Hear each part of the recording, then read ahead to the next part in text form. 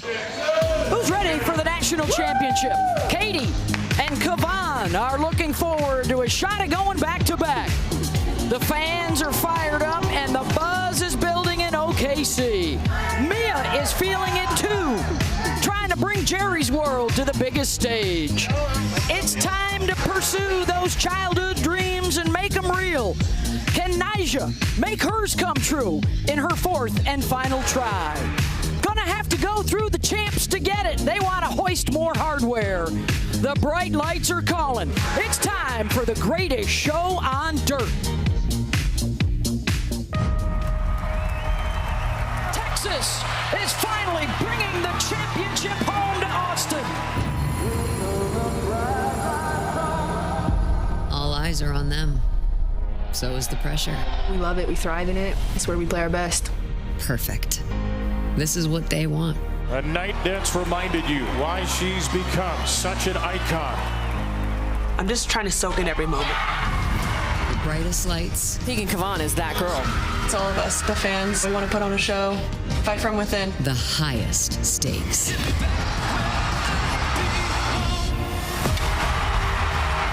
This is the stage that they fought for together. This entire season, we've taken the hard route. Not shying away from the moment, but going right at it. All eyes are on us. Nobody else matters. Makes me emotional talking about it because just having that feeling of someone believing in you is just one of the best things ever.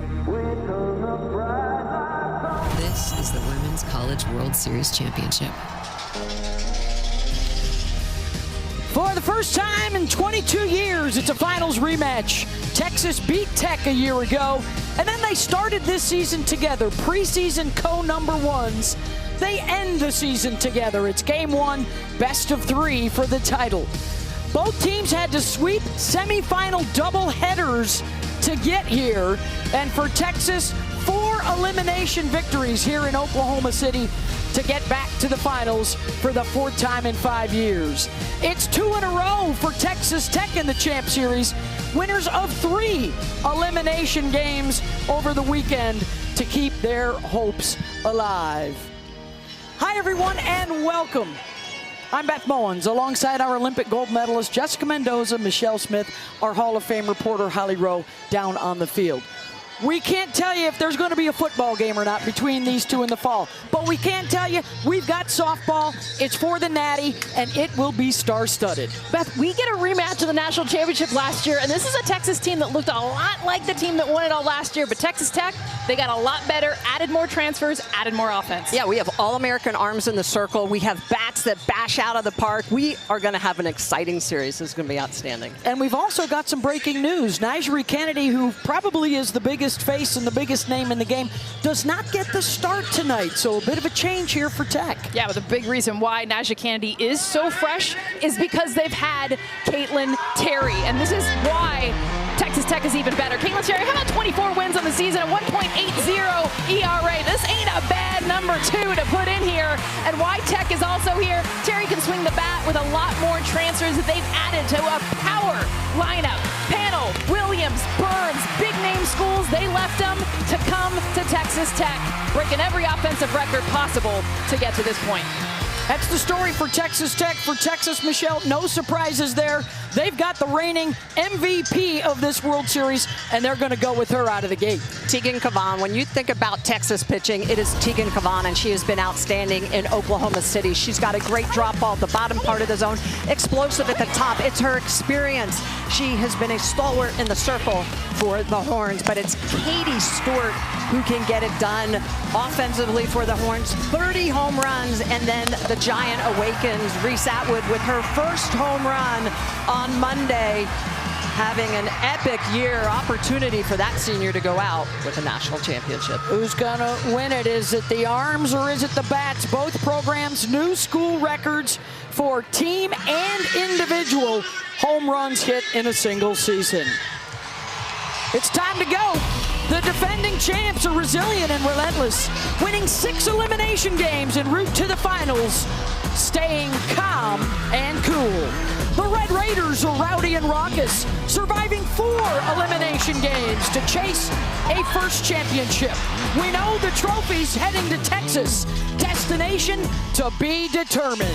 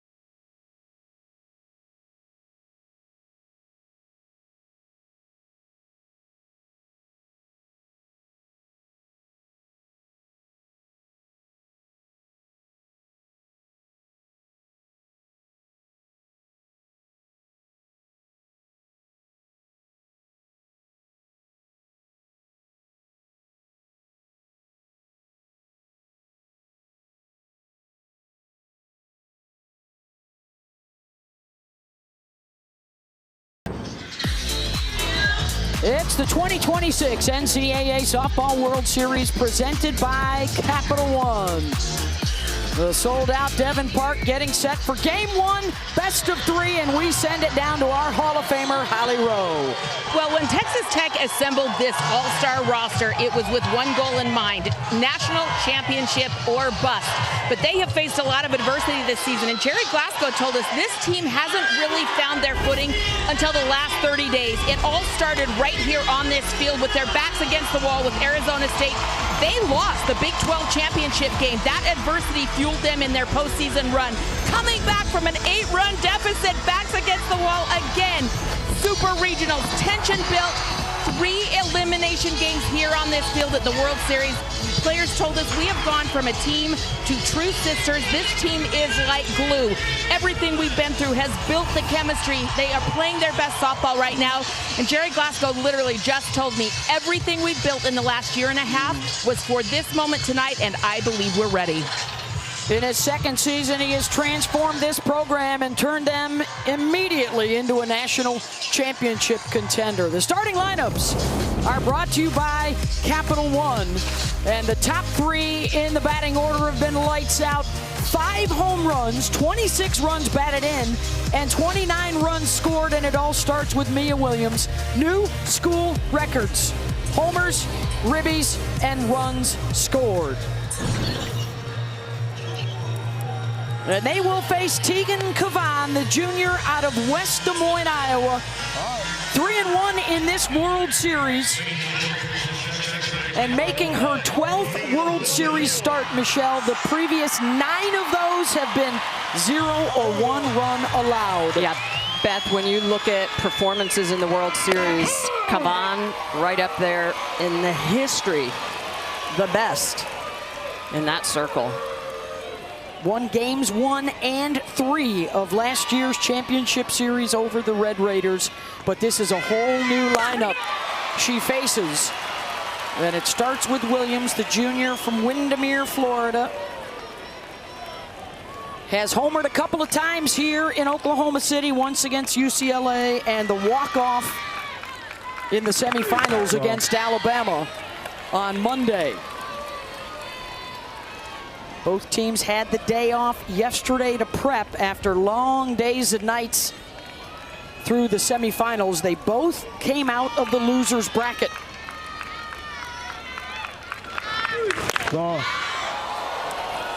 Cavan just missed away at 70 miles an hour, 2-2.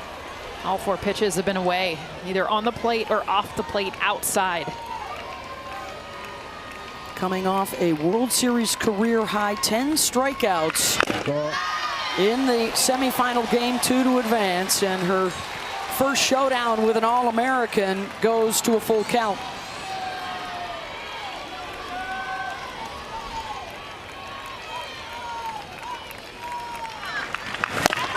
And gets Williams 1 down.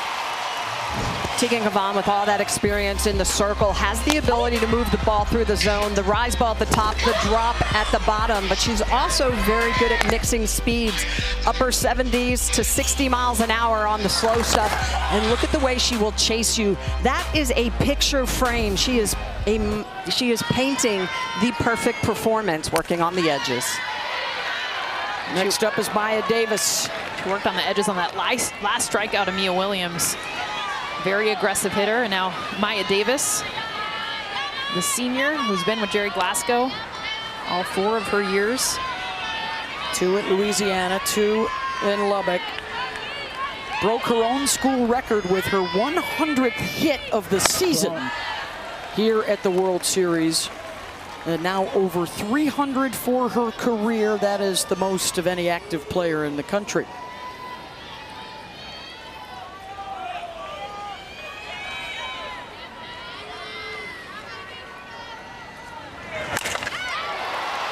Knocks that one deep. Back it goes. And Maya Davis, a first inning home run over the left field fence for Texas Tech.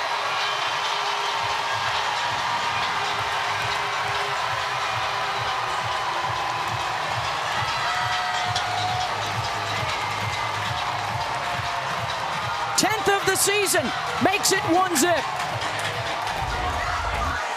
Maya Davis, we talk about her being the hits leader, but a beautiful job with the top hand there. She's got a split grip, so her hands are split, so the top hand is able to get through, and on top of this rise ball away, drives it out to left field. And then the next batter, Lauren Allred, hit by a pitch.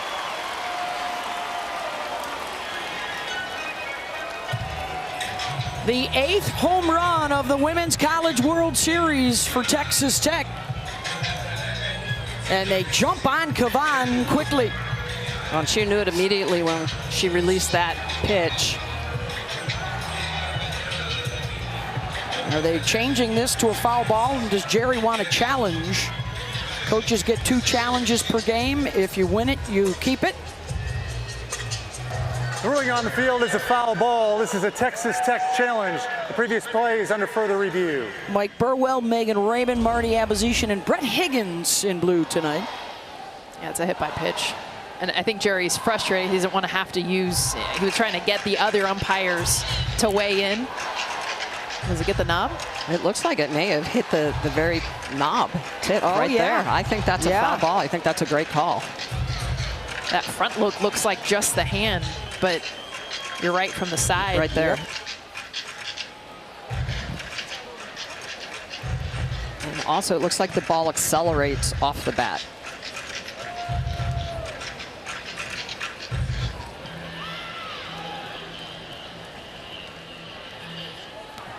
After review, the ruling of a foul ball is confirmed. The count is 0-1. This is Texas Tech's first challenge of the game. They have 1 remaining. Confirmed means they did see visual evidence of the ball hitting the knob of the bat. So Lauren Allred will come back to the plate, the junior from Texarkana.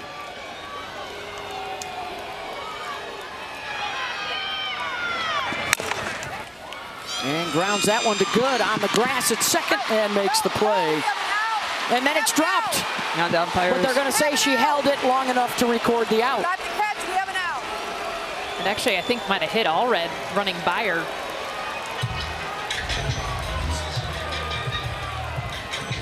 So you can see the catch and then a little bit of a collision.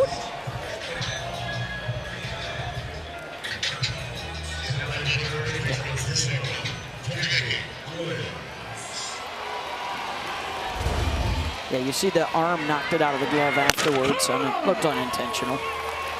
So now with 2 down, here's Jackie Liss.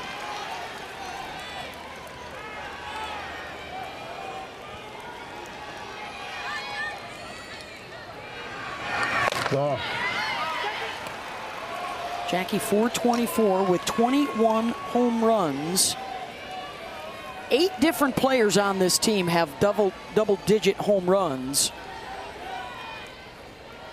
And the school record is up to 144 this year with Davis's solo shot here in the first to open up the scoring. And the tradition here, find the folks, get them the home run ball. Looking for Sheila, is she there?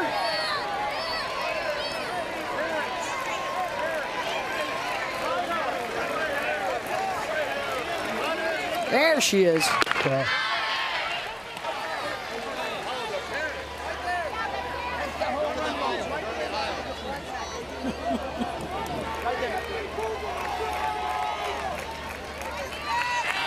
This is quite the effort. I think they found her.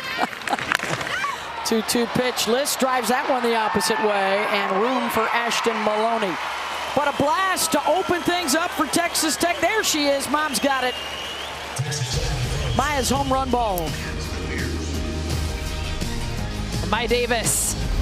She would talk about her being the active hits leader, but this hit, a home run to get Tech on the board, 1-0 here at the top of the first.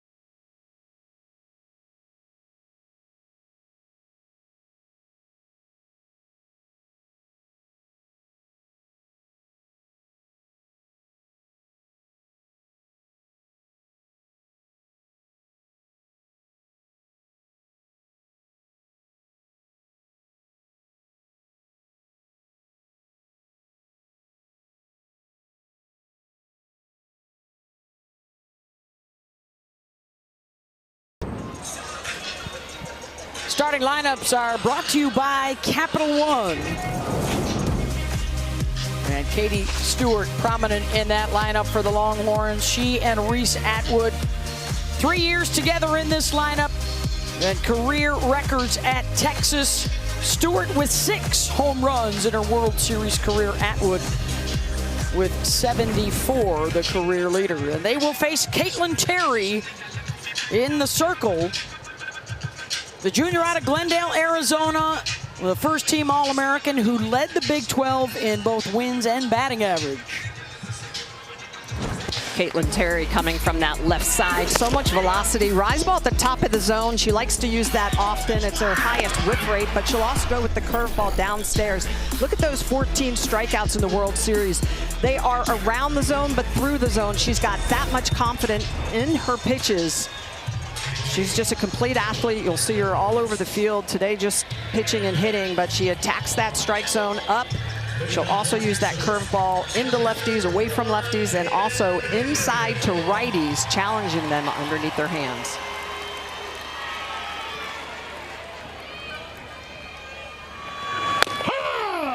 And a strike to open things up against Caden Henry, the junior out of Dickinson, Texas. A 400 hitter right there at the top. Also has some power. But her game is speed. Put it in play and get on base. Tying run aboard just that quick, and here comes Stewart.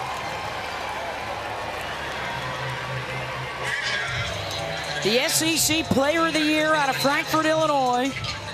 has homered in the last 3 games for the Longhorns, has really come alive. And their fortunes changed, Jess, when they got somebody on base in front of her. You always talk about protection from behind, who's hitting behind the big hitters. It's just as important in front. Katie Stewart, you're going to pitch around her. If that bag is open, Caden Henry getting on base with that bunt single is massive. So they pitch to Stewart. Has not had many opportunities. And she will take advantage. Deep drive, center, and over the bleachers. And Texas responds and takes the lead.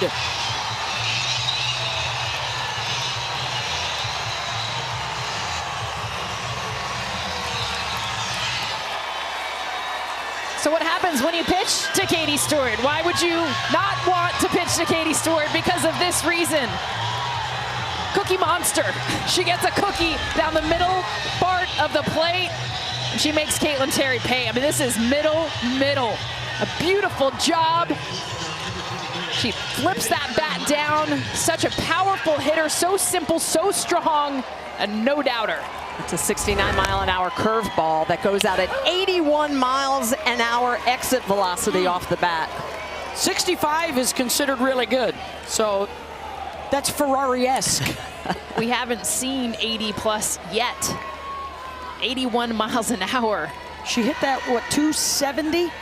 She has 4 home runs over 290 this year. The rest of the country has 6. That's the kind of power in that bat. It's 2-1 Longhorns, and it's nobody out for Vivi Martinez. A message delivered from both teams' bats that the pitchers better be on top of their game today. Williams had to go deep up the middle, and Martinez is able to leg it out, and here comes another big swinger. The thing that doesn't get talked about a lot is the speed of Texas. We've now seen 2 base hits in the infield, up ahead of big-time sluggers.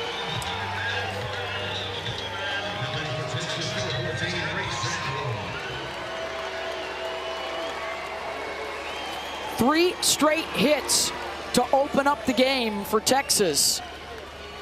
And here is their career home run and RBI leader. Worth reminding the folks at home that Nigeri Kennedy was warming up pregame right alongside Terry. And if you've been following Tech, you know that there has been a really good, strong back and forth between these two in games that Jerry Glasgow utilizes by the way he builds his lineup card.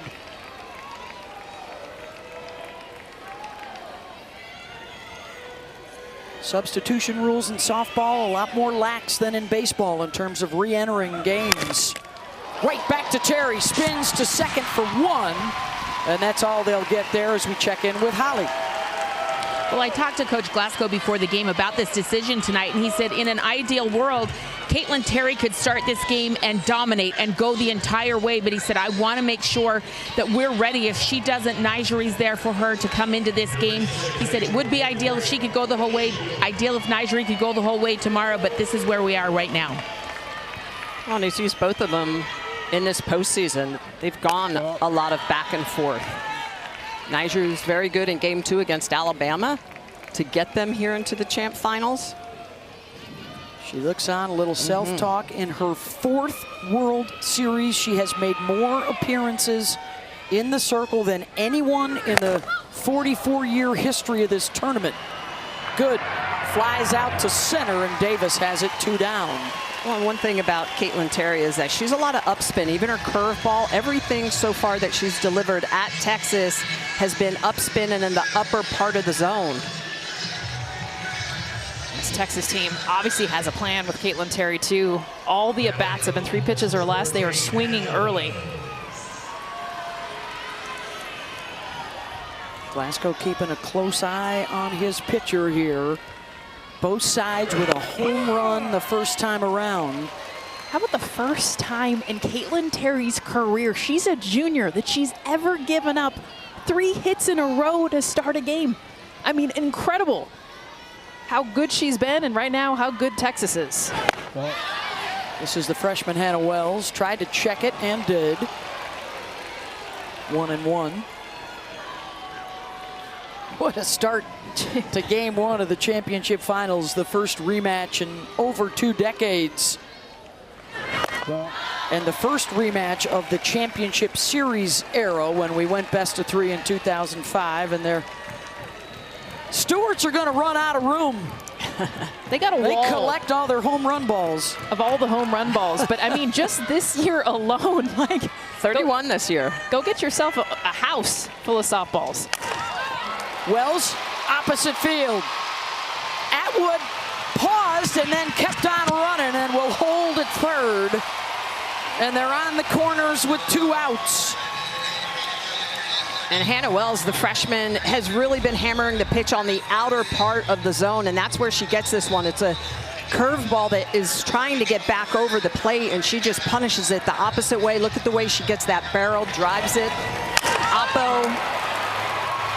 She handles up better than any hitter in this lineup, and that's where you got to stay away from. But you mentioned it, Smitty. Caitlin Terry throws the ball up. Hannah Wells, another hit for the Longhorns. And already a pitching change for Texas Tech. 2/3 of an inning into game one, and a 2-1 Texas lead. Both sides have already hit home runs. Underway to play for a national championship, and fireworks are popping early. All right, everyone, KJ, now.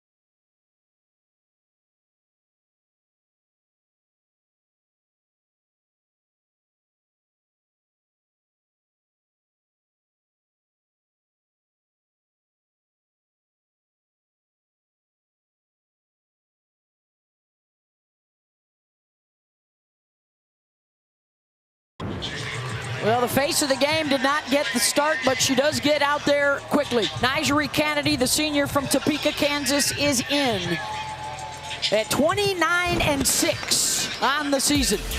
Oh, she is dominating. She's been using a screwball a little bit more this year, but it's primarily that rise ball changeup combination. The changeup is knee buckling. Look at the velocity difference. She drops that changeup down to 57 miles an hour, and her strikeouts against Alabama on the edges, working the lefties inside, which is not her comfort zone, but she is a power pitcher. It's an explosive rise ball at the top with that changeup, and starting to use a little bit more of that horizontal movement with the screwball rise ball. So the first of what could be several changes in the circle, unless Nigeri gets this under control. It's something we've seen from Texas Tech on several occasions in this NCAA tournament. And a ground ball off the glove of Liss, and everybody's safe.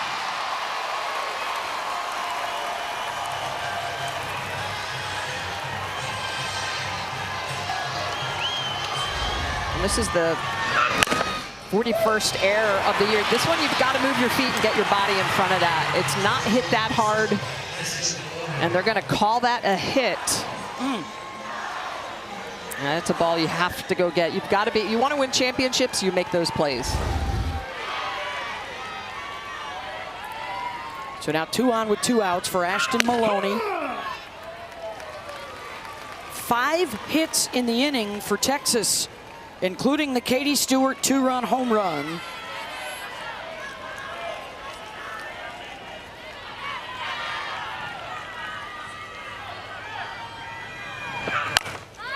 Maloney punches that one to left. It's over the head of Spearman. 1 run is in. Here comes Altmaier to the plate. 2 runs are in. Ashton Maloney slaps a triple.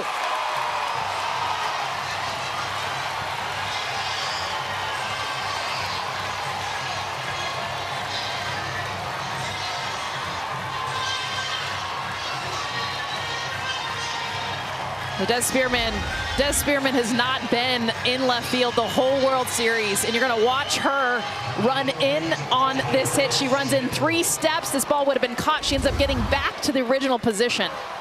So remember, Spearman has not started at left field in a week and a half. She's in on this game because of their lineup configurations. Misplays this, which would have been the 3rd out of the inning, ends up being a triple. Ball. And plates another run. A 5-run first for Texas, eerily similar to Game 3 in the championship series a year ago when they exploded early to win the championship.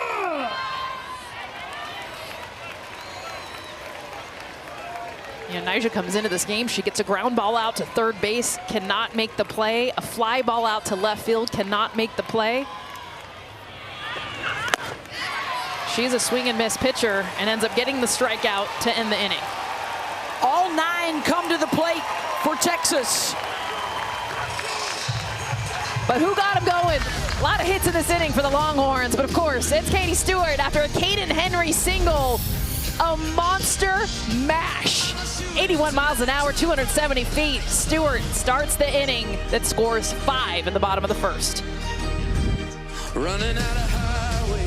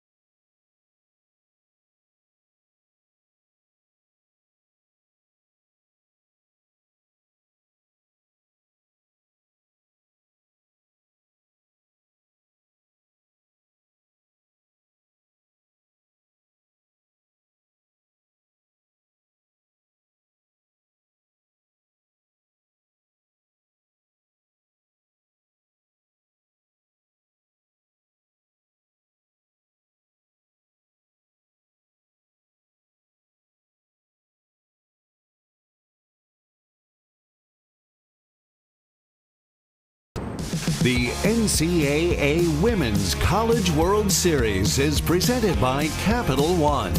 What's in your wallet? Look back at a year ago, Nyjah took the loss in Game 1, rallied to win Game 2, and then Texas, Leanne Good got them going with a 5-run first inning, just like tonight.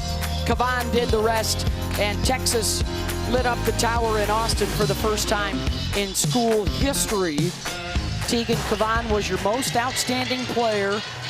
You win Game 1 in the finals, 80% of those teams go on to win the championship in this best 2 out of 3 format. And it seems a while ago that Kavan gave up the home run ball in the top of the 1st, and now sitting on a 4-run lead. Taylor Panel grounds it right at Good, who positioned herself near the bag at second, 1 down. And that's exactly what's going to be so important for this Texas defense is their positioning, understanding where Kavan is going to be attacking hitters, and then making some good plays. We saw a couple of errors pop up throughout the World Series, but when their defense is on, they are a massive backup for Kavan. Caitlin Terry stays in the lineup as the designated player. Real briefly, since we've already seen some moves going on. In softball, forever it's been a DP, not a designated hitter, because for years softball teams had smaller rosters. You wanted to keep your superstars in the game. And so that allows coaches like Jerry to use the versatility in his lineup to move players around. We've seen it from a lot of the coaches here, whether it's in his batting order or defensively, or in Tech's case, moving the pitchers back and forth in the circle. It's a lot of switching. I've already seen 2 catchers, 2 pitchers. Terry fouls it back. And for Nyjah Kennedy, by the way, if she starts to struggle and he wants to put Caitlin Terry back in the circle, this is different than what we've seen here in the World Series from them. Nyjah would have to stay in on defense to not be burnt. So we've usually seen her come in and out of the dugout. Has played first base. Has played first base. Terry with that open look gets both eyes on Kavan. The 0-2 pitch misses away. This is where Texas Tech knew they had a good pitcher in Caitlin, but at the plate, she has been just an incredible find for Texas Tech. She's been their best hitter most of the season. And Jerry thinks she can even be stronger at the plate next year. Well, she's just learning to adapt, and this is similar to Maya Davis and what she did with Jerry going from the short game to the power. Caitlin Terry was primarily short game. She'd swing away here and there, but it was a half swing. But you look at the numbers. Not just the batting average almost doubling, but how about the home runs, the RBIs? Completely reworked her stance. Daughter of a D1 softball player. Her mother, Christy, played at Florida State. Was ACC Freshman of the Year. And it was Mom that also said, I want a left-handed pitcher and hitter. And even though she's right-handed, she's a left-handed pitcher and hitter. Smart mama. Uh-huh. Such an advantage in softball to be from the left side, closer to first base. If you're right-eye dominant, you see how in her stance she gets both eyes on the pitcher. And here's what's crazy. When she looks out at the pitcher, she's looking at a natural lefty who became a right-handed pitcher. And that will stay foul. Well, she hits a lot of inside out. You can tell by the way she is shaded.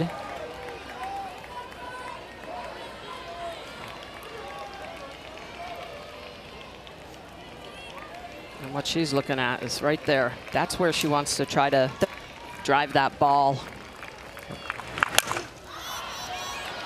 But she has a lot of that inside out swing, even though she starts with that open stance. Yeah. And that's why Texas has her shaded to the left side. And one of the things she's working on is trying to pull the ball to get to that vision cone you just showed. She can get to right center. That's a triple. 10th pitch of this at-bat, and that hitter. As she trots down to first and a base runner for Tech.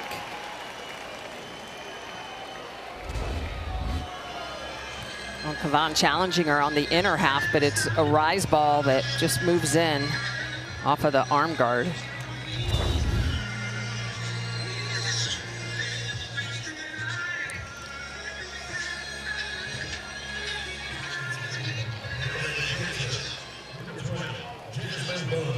Jasmine Burns.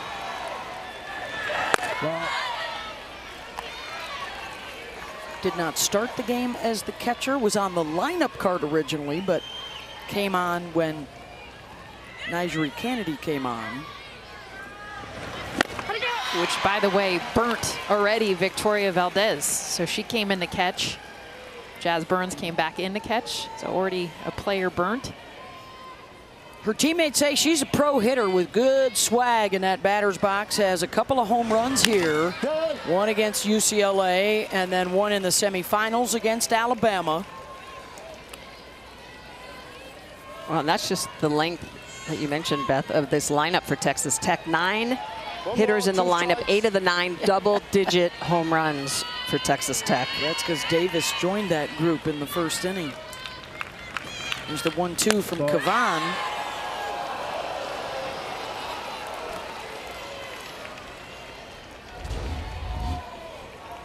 Kavan working this pitch on the outer half, just off the plate. Low rise ball. Opposite way for Burns. And there is Maloney. 2 down, runner has to stay at first.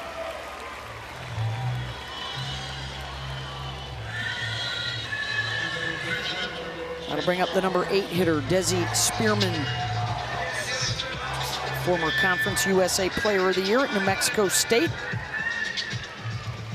Has an RBI here at the World Series with a sac fly in their loss to Tennessee. Ball.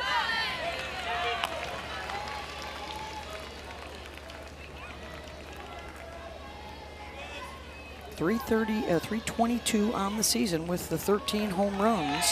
Gets the start out in left field. That's another one of the positions that Jerry Glasgow can utilize to get different players in and out of the lineup.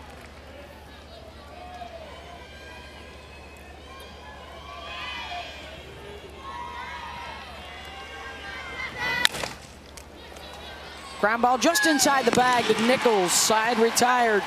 Katie Stewart is coming back up for Texas, and she is on a roll. 4 straight doing this right here. Stewart tearing it up in the Women's College World Series. She's helping Texas to the early lead in Game 1.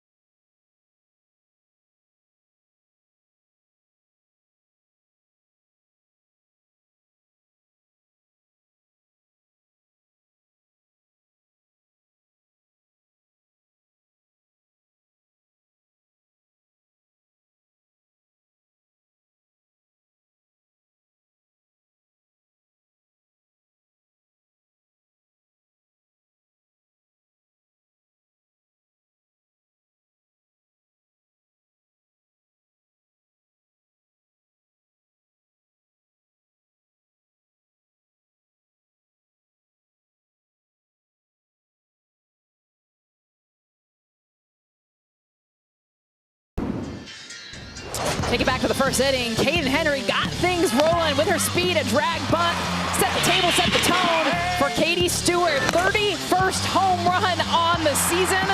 That got the Longboards on the board. Hannah Wells, a nice oppo shot to continue the runs for the Longhorns, and Asha Maloney, a triple.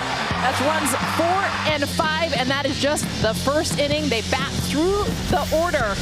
First time Texas Tech has ever had a team bat through the order all season because of how good their pitching staff has been, but not in that first inning.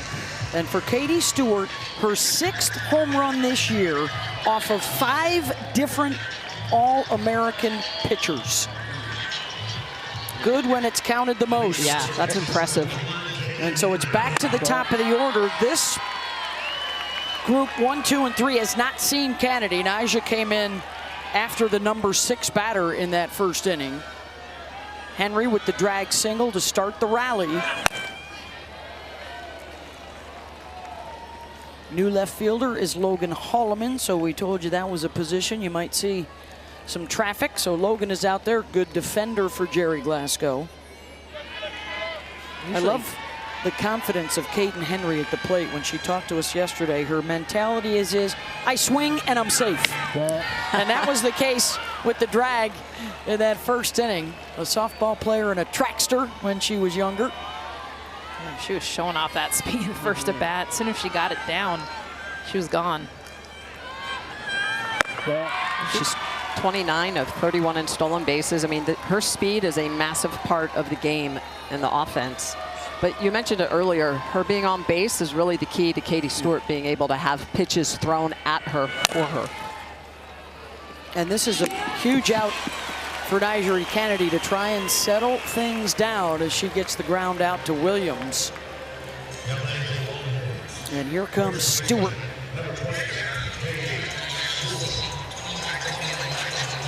4 straight games with the home run. So 2 in the semis and 1 here in the Champ Series. 7 home runs now in her career here in Oklahoma City. That's tied for 3rd best all time. Just a junior. As she steps in to face Kennedy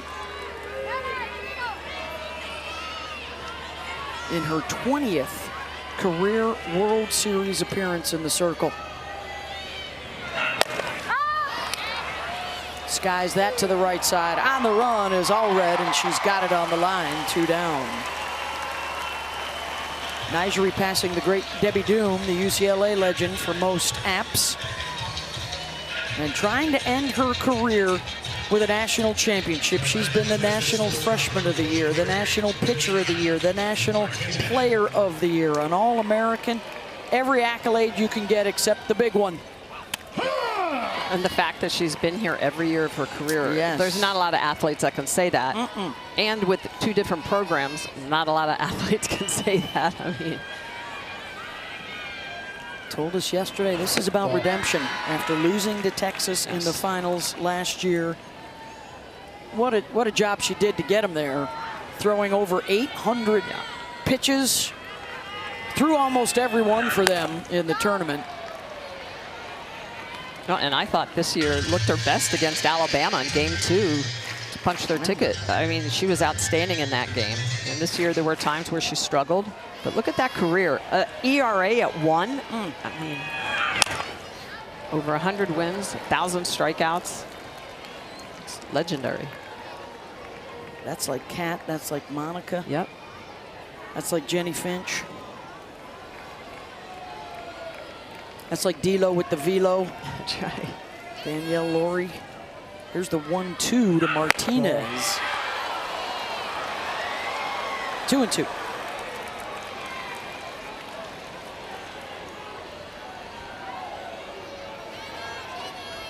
Crazy numbers there. I mean, that's consistency. Want to know what coaches want from a pitcher? That right there, consistency. When you put the name in the scorecard, you know what you're going to get. She's never had an offense like this either. I mean, she's won games and gotten here with 1 or 2 runs on average from her offense and won games. She will be relying on that group again today, facing the early deficit. I mean, it's a Red Raider team that for much of the season was scoring 10 runs a game, so they certainly have that in their bats.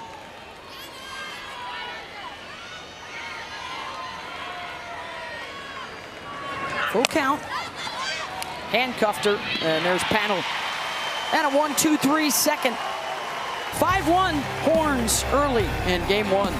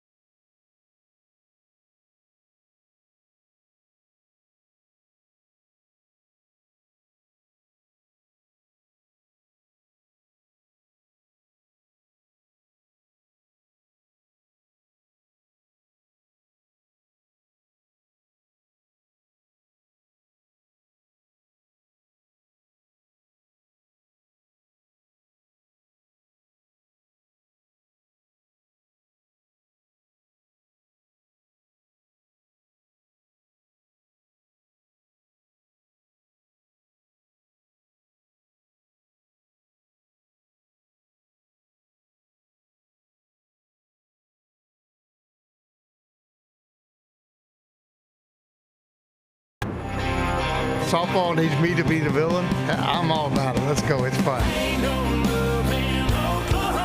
Nyjah Kennedy, dominant. She is out for revenge. Softball right now, outrageous. Texas Tech feels like we actually have a chance to say this is our state as well.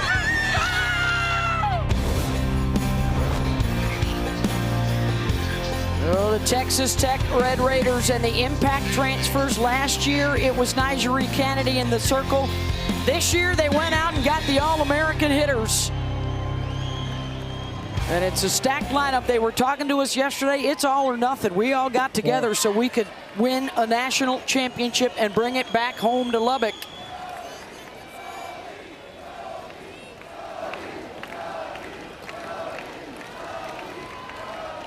Holly Rowe reporting earlier, it took a while to get the team chemistry right. And really, they needed the adversity that they faced late in the year. That was the glue.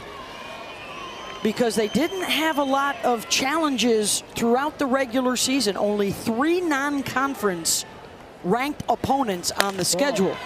I mean, you talk to Jerry Glasgow, he says that was a protest. Other teams didn't like the way we put our roster together and made our team into a national championship contender. We've seen transfers before, and we've seen a lot of transfers go to team, but we've never seen a payroll like this. And that is what has made them the villain. It's what's made them set apart from any other team that's brought in transfers, is the amount of money that they've paid to bring in those transfers. And that's why, if you're wondering how in the world is this team on 11 seed, well, their non-conference strength of schedule wasn't good. They had a low RPI. They didn't have a lot of top 25 wins. Over the years, the softball selection committee hasn't put a lot of weight on the eye test. It's been all about numbers, and obviously with the eye test, we can see this is not an 11 seed, but that's what they got. And hence now they are in the finals, and they could be the lowest seed to ever win it. Back to the top, and Mia Williams with one on.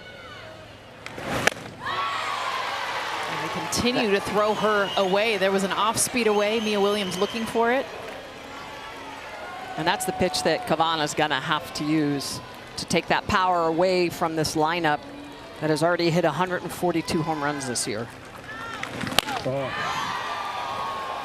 And that's where they don't swing, right? So they don't expand their own zone. One of the hardest teams to strike out, just 186 strikeouts on the year. I've seen teams go in on Mia Williams, not away, but Texas has a different plan. And a lot of times, if you have confidence, you have Tegan Kavan in the circle, okay, I'll pitch to your zone, because guess what? That's my zone too. Exactly. So it's confidence in your best stuff versus their best stuff, knowing they're going to swing. And that's, as a pitcher, the mentality you have to have. You have to beat hitters with your best stuff. That's a great job by Reese Atwood picking that out of the dirt.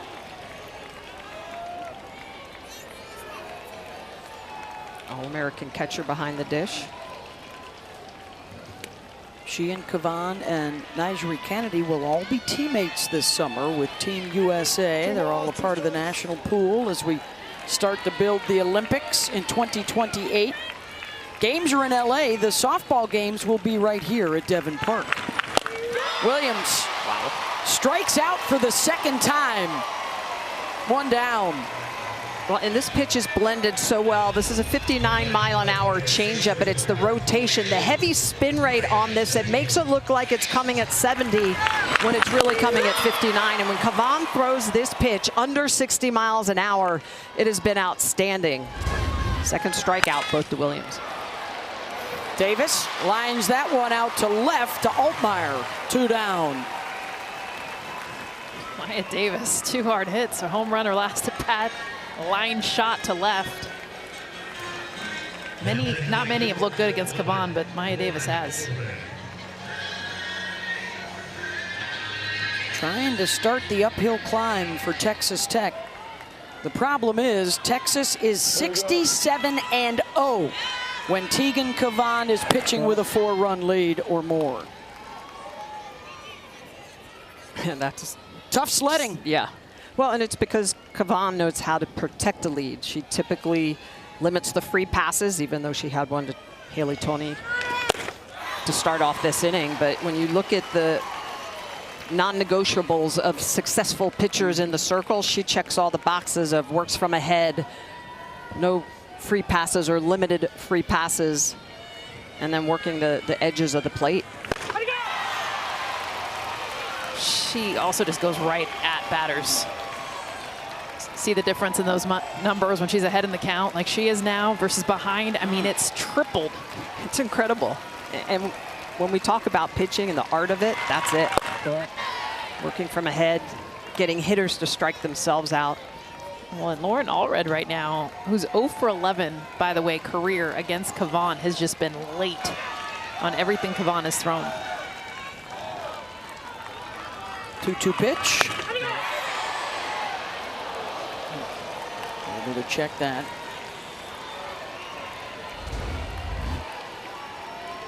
I mean, look how late the check swing is. Yeah. I'd go right back there, but a little bit lower. Get underneath her hands. Full count. Got her. Strikeout number 3 for Kavan. Tech leaves a runner stranded.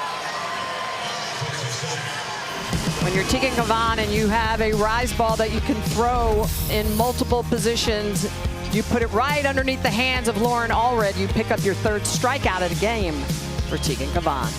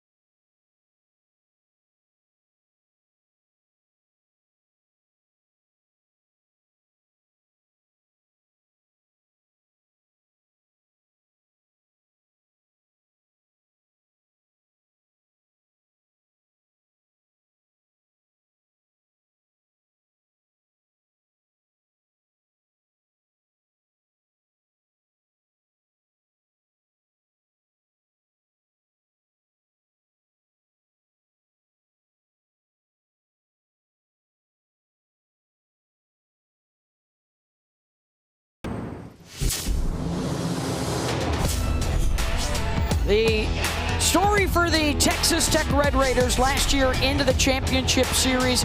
They wanted more power, they wanted more hitting, they wanted another arm, and they brought them all in. They broke records for wins, home runs, runs scored, and now for the first time in program history, not only back-to-back at the World Series, but back-to-back in the finals. And their architect of this move is Jerry Glasgow. He's with Holly.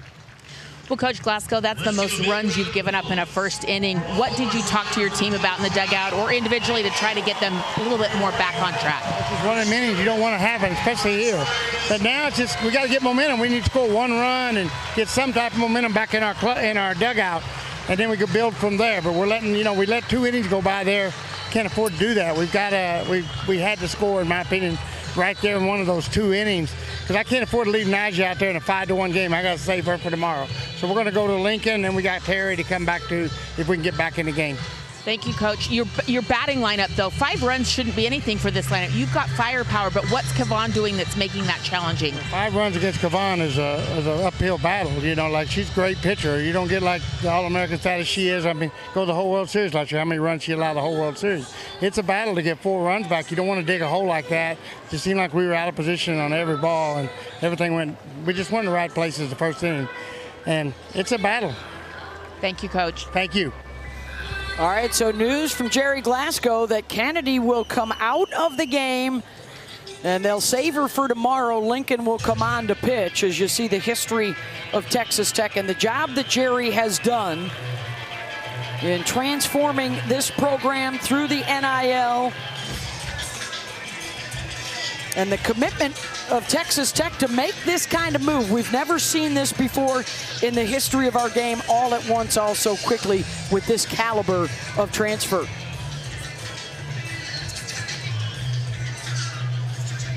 Well, and the reason that he's able to do all that is just because of the amount of talent he has. He can plug and play basically all these amazing athletes. And so they're going to go to a pitching change here and go to Samantha Lincoln. They can still use Caitlin Terry if need be, but Beth Mowens alongside Jessica Mendoza, Michelle Smith, Holly Rowe with you here in Oklahoma City. And on the other side, he talked about, you know, how many runs did Tegan Cavan give up last year at the World Series. Earned runs would be a big 0. So she has come out, gave up the home run, Jess, and then wham, just went right back to work. Is that not so Tegan Cavan? And we talk about the emotion on the flip side, but Cavan, she gives up the home run to Davis and then just starts mowing down hitters, attacks Davis right in the same spot. That's been Tegan. And I like Jerry's move to do this because for me, it's not about as much saving Kennedy, it's just not allowing Texas to see Nyjah Kennedy. And so when you limit that, it gives her more ammunition for game 2, possibly game 3. So Sam Lincoln gets the opportunity. However, it also does burn Nyjah Kennedy because she was in the starting lineup.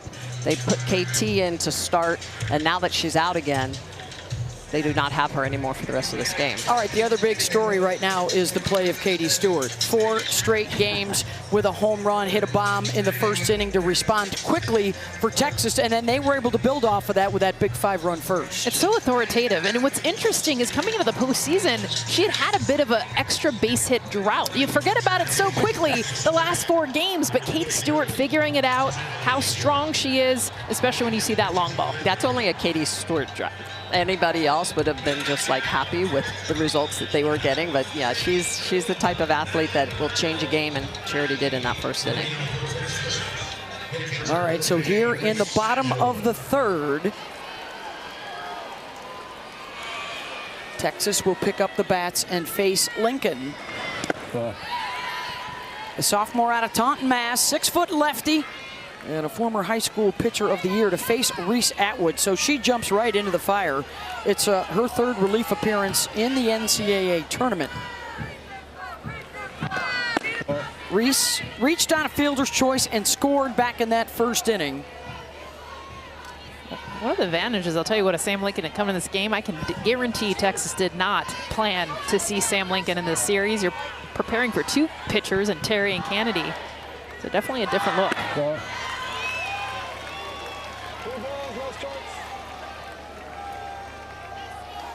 Reese had a big home run in the semifinals, and you could see how it changed her. The relief, it's been a bit of a struggle here in Oklahoma City for her, an incredible career at Texas. And Jess, she's also had a really good eye. That's the 3rd walk for her in the last couple of games, when maybe a week or 2 ago, she was trying to chase and do a little too much. Her chase had almost doubled, Beth, during that drought. So when you think about Reese Atwood, she just wasn't seeing the ball. When she started walking, you knew the bat was coming back because she was seeing the ball better.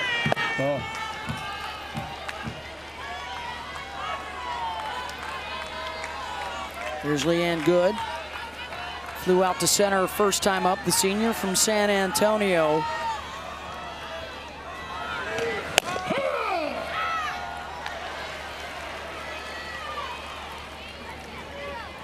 This is a Texas team, you know, the pressure's been on all year. They've responded so well to it. Got out of the gate real hot, had a really tough finish in the SEC. But similar to the Texas Tech story, that adversity really steeled them. They learned a lot about each other's ability to fight, and really have been so calm in all of their elimination games and the big moments through this postseason under Mike White. Well, adversity is the teacher, right? That's what makes you better. It makes you reflect, look at what you need to work on.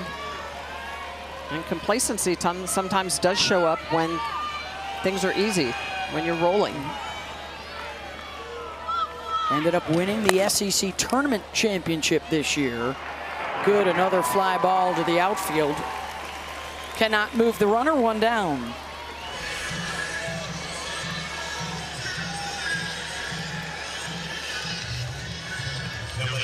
It will be interesting, though, because if Texas Tech is able to come back and score runs, Nyjah Kennedy getting burnt is a big deal. We're only here in the third inning. Of course, Caitlin Terry can re-enter as well, but something that we have not seen Glasgow do in this postseason.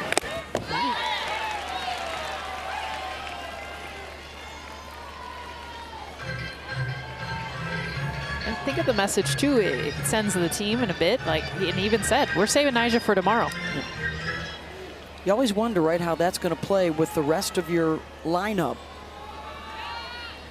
Obviously, they've transferred in from a lot of different places, but there's still a ton of experience and a ton of World Series experience on this Texas Tech team. And when you look around that infield to the likes of Panel and Mia Williams and Jackie Liss, I don't think their confidence would wane. They still have swings left. 1 ball, 2 strikes. And now the count 1-2 to the freshman Wells.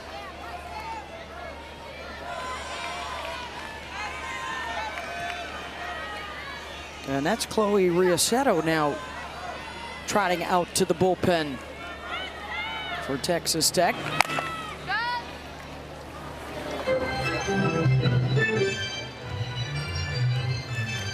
Sam Lincoln using that changeup a lot to Hannah Wells. So this is Lincoln's first appearance in the World Series. We have not seen Riasetto at all yet in the entire NCAA tournament. So that's what's happening with this big 5-run first for Texas, and Lincoln gets the strikeout of Wells, 2 down. And Lincoln's starting to heat up after that leadoff walk to Reese Atwood, starting to get a little more velocity and pop on her pitches. This is a rise ball at the upper half. And you can see you get Wells to swing underneath that pitch. Well located at the belt and above. Pitch prior, a little bit of off speed to set up that rise. Kaya Altmaier with the RBI single in the first. Transfer from Arizona after 3 seasons, told us yesterday she came here for these moments in Oklahoma City. And even though it's her first year, has emerged as one of the vocal leaders for this team. Well-respected voice through some tough times. Even for her personally, platooning for quite a while out in left field. She said, I know my time's going to come, and when it does, I got to hold on to the job, and she's done that late in the season. Altmaier looking for the 5-6 hole, and good cover by Tony at short. A walk, 1 left on. 3 complete here in game 1. Texas on top.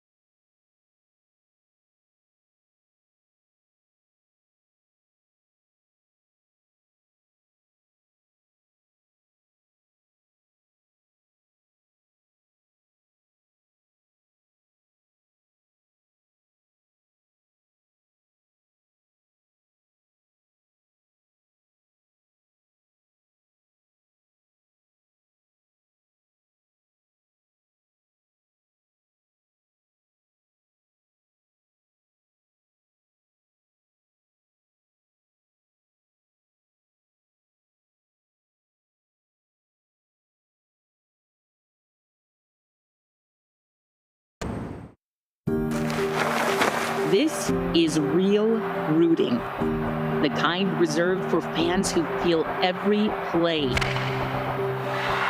along with the players. They're separated in the stands, but connected by emotion that flow from the field to family and back again. And when one lives their dream, the other does too. Oh, it's been quite a season and quite a moment for softball fans to enjoy. Record-setting attendance, the viewership through the roof. And of course, everybody's been enjoying just the offensive explosion we've seen around the country. Texas Tech hoping they'll be able to tap into that here, down 5-1. But these are all record highs over the last 40-plus years of NCAA softball. The batting average has never been better. Most scoring we've ever seen. The home runs, 13,000. And as a result, the ERA is the highest ever.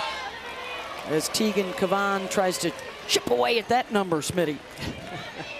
She'll face one of the 20 home run hitters on the season, Jackie Liss. 4 in this NCAA tournament for her.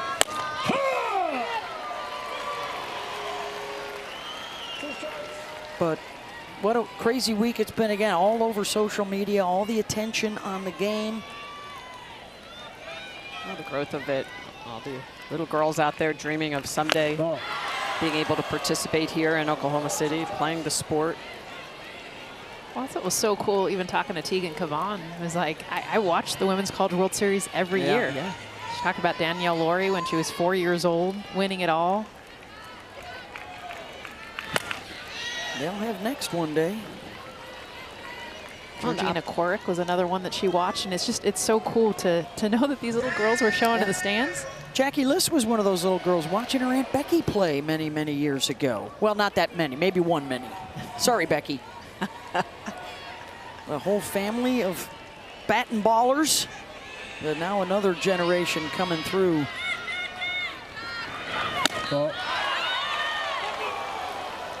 Transferred in out of Southern Illinois. That's one of the really cool parts about the portal is you excel at one level.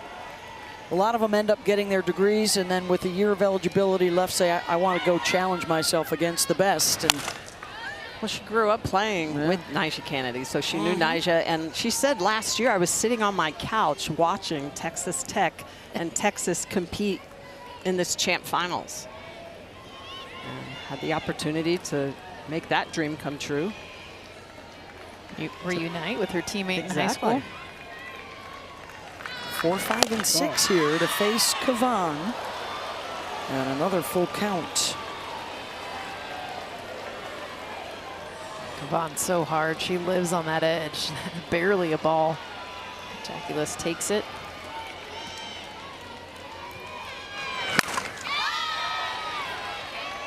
No one better on this team hit the rise ball.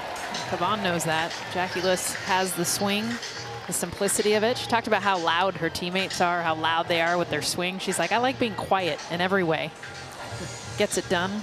You look at the numbers last season at Southern Illinois, and just doubled the amount of home runs, the batting average.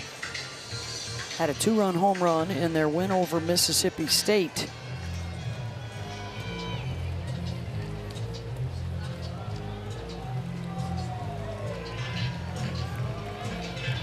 Because she has such a simple swing, she doesn't even stride. Just goes up and down as you see Citlali Gutierrez heading to the bullpen. Doing a little dance. We may see her before the night is through if Texas can maintain the advantage.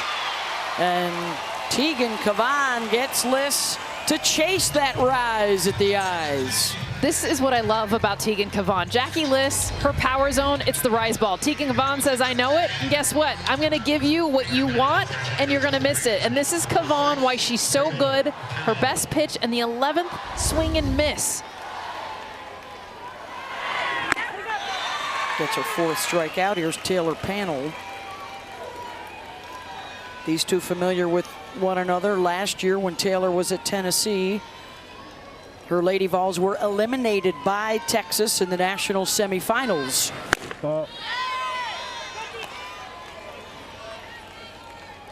Ironic when we talk about the schedule and the non-conference schedule for Texas Tech, now they run into an SEC tournament during the NCAA tournament. They've had to play Ole Miss, Florida, Mississippi State, Tennessee, Alabama, and Texas.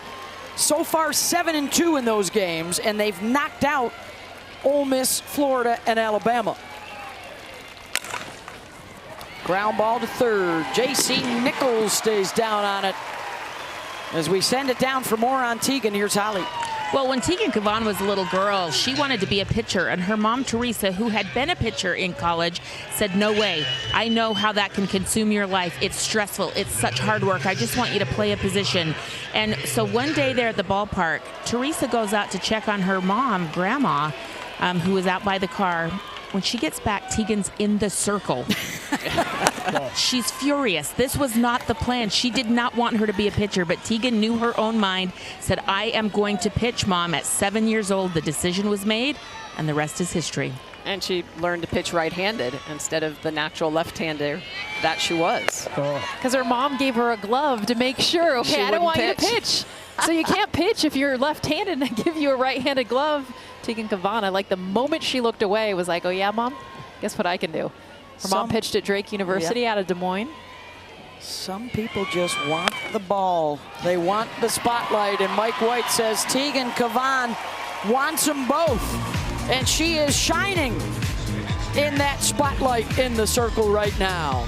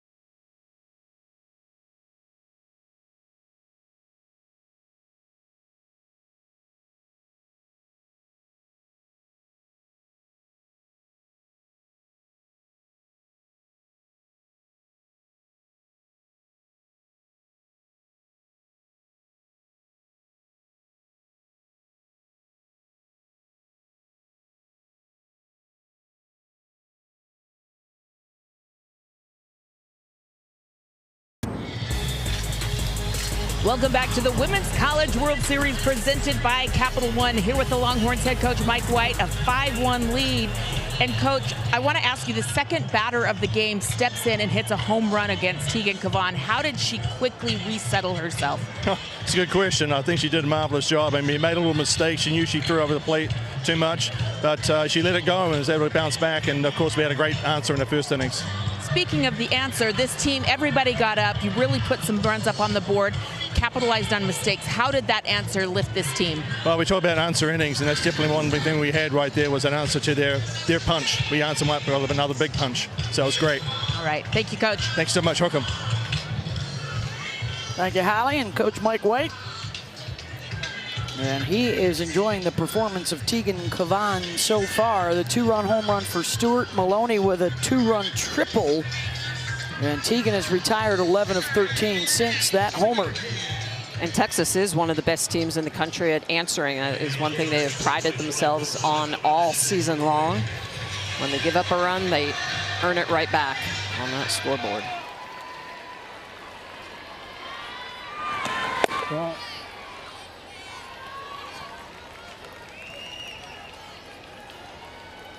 here's Maloney, who had the 2-run triple in the first. 7, 8, 9, and 1 coming up. Number 7 is in that batter's box.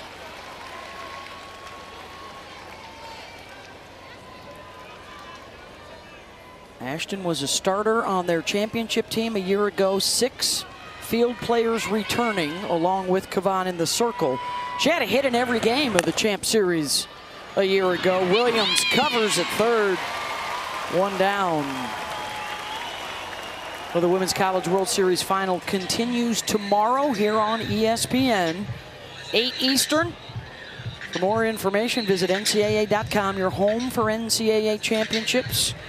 Could crown a new queen of the diamond tomorrow night. May have to wait until Friday night at the same time on ESPN. Feels like a 3-game series. This entire year, so much parity, no dominant teams. You know, Tech, if they were to lose this game, it has so much response in what they can do tomorrow. 7 times we have played a 3-game final. If that happens, it would be just the 2nd time in 20 years that we have had to play every game here, all the if necessaries. After both of these teams came out of the losers bracket in the semis to advance. Well, it favors the teams that are complete, that have deep benches, multiple arms in the pen. And pretty wild, they started out preseason number ones. And they both hit some rough patches along the way. 5 different programs ended up atop the rankings at one time or the other, but it is these two right back at the top to finish.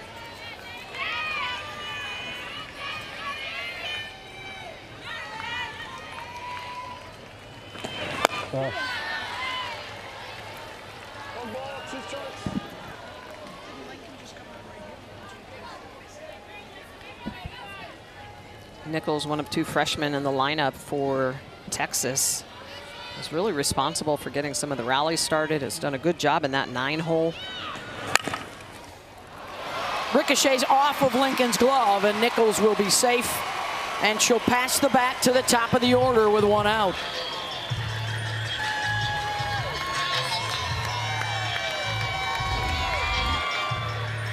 And this is where Nichols, pitch going away from her, is able to get it off the end of the bat.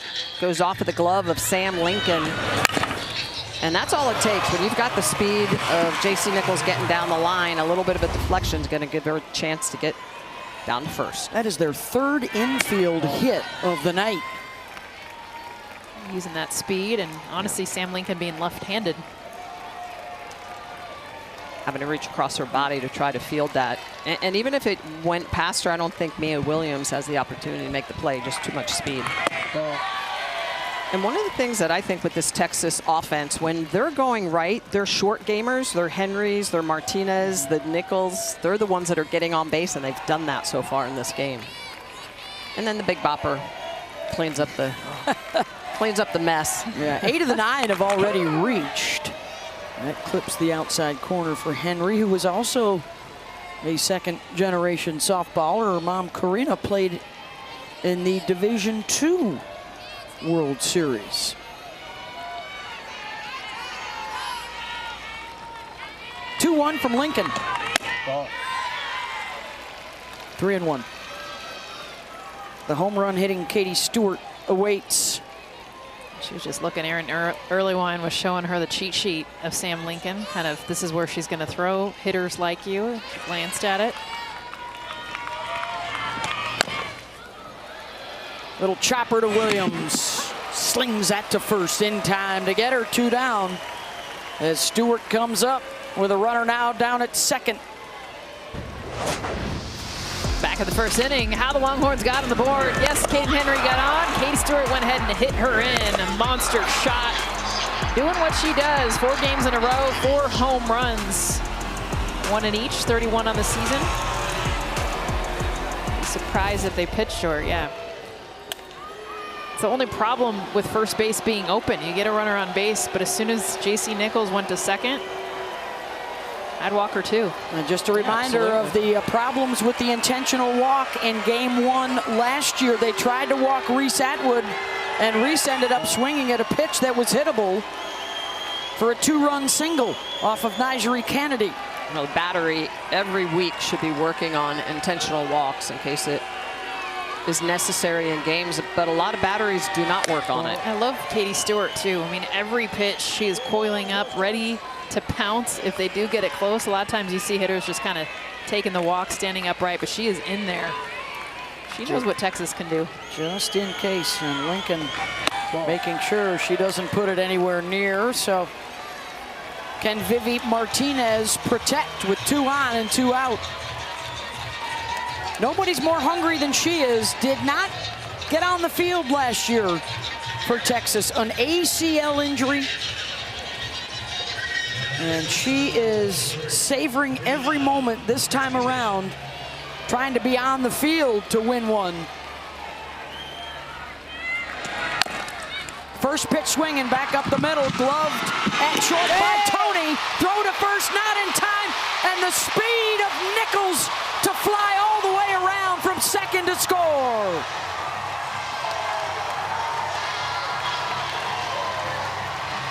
Well, and this is the speed. We've talked about it, Jess, how important it is. Bottom of the lineup, top of the lineup. And with Nichols at second base, is a base hit back up the middle. I'm actually surprised Tony tries to go to first, because there's no way you're going to get Vivi Martinez with her speed. And Nichols, look, she's going all the way. Mike White is sending her to make sure that if Martinez beats this out, she's safe. So Vivi does protect and passes the bat to Atwood. That is now 13 infield hits in the World Series for Texas. 2 in this game from Vivi Martinez. 6-1. Speed of Nichols too. I mean, come on. A ground ball to shortstop. She scored from second base. Well, I think in that scenario, as the defense, you've got to know the situation. I think Haley Tony probably could have come up and potentially thrown either behind Nichols to third, or better yet, to home, trying to catch her coming around. Or fake the throw. Yes, anything. Atwood, opposite way, room for Allred. Makes the catch. Threat ends. But another run for Texas on the hustle from Nichols. The Longhorns, the defending champs, down early, and then they make the definitive statement to come racing back to take the lead.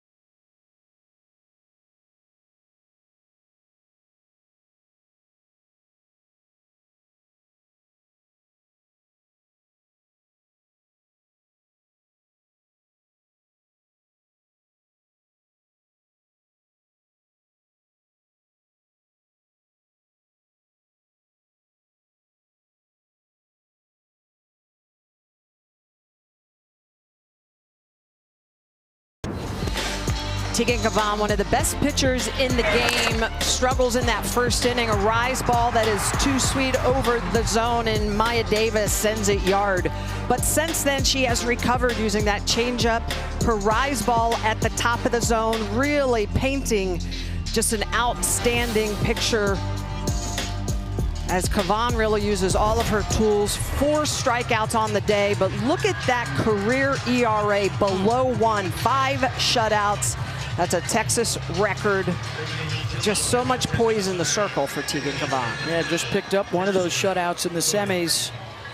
She had a great line when we talked to her the other day. You know, so many kids dream about coming to play here. She said, well, I'd never dreamed about coming to play here. I dreamed about coming to win here, which she did a year ago. And just for the most part, the stoic demeanor, all business in there.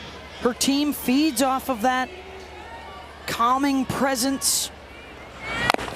When we talked to her, you know, she's like, I don't want to be too high, I don't want to be too low. We put a 5 spot up on the board after I've given up a home run. It feels, you know, deflating, but I'm not going to get too high on that because she understands that pitching is really all about controlling those emotions. And especially against this lineup. Even 7, 8, and 9 coming up here, they have home run potential. Including Jasmine Burns.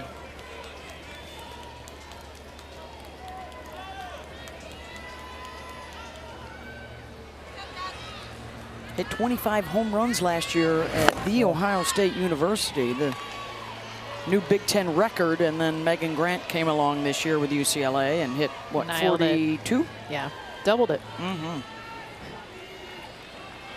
Incredible senior class around the country this year. Burns fouls one on a play.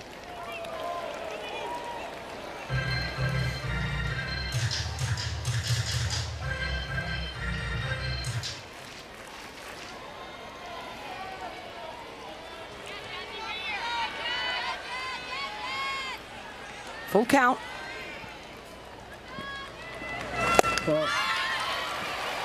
Uncharacteristic, another walk. What you got for us, Holly? Well, Tegan Kavan learned that lesson, Michelle, of don't get too high, don't get too low from her pitching coach, Bill Hillhouse, who she grew up learning from. He taught her the rise ball, really helped her master those mechanics. She's actually got pink and purple stitching in her glove to remember Coach, who passed away earlier this winter. She said, he's been so instrumental in my career. I wouldn't be the pitcher I am today without him. So thank you to Coach. It's helped a lot of young people. Yeah, Holly, Bill Hillhouse was one of the best pitching coaches, really working with a lot of young girls, a lot of women. He was a great pitcher himself. He pitched for Team USA. Great picture, the two of them together. And really, Tegan Kavan credits Bill with her ability to throw the rise ball as well as she does because she learned it from him. Holloman's trying to lay down the bunt. This was the, this is strikeout cancer night here on opening night of the championship series, and Bill very much in Tegan's thoughts along with Stacy Glenn. Bill passed away from pancreatic cancer. So many people behind the players that make it here to the World Series. And one of the things that Mike White says is one of Tegan's superpowers is how caring she is for the people around her and wanting to win for her teammates even more than for herself. Oh, that's great leadership. Holloman right back to Tegan. She'll go for the out at first. Bumps Burns over into scoring position. See if they can get something going against Tegan. The solo Maya Davis home run in the first, the only threat thus far. And since then, only free passes for base runners. Hitless since that opening frame.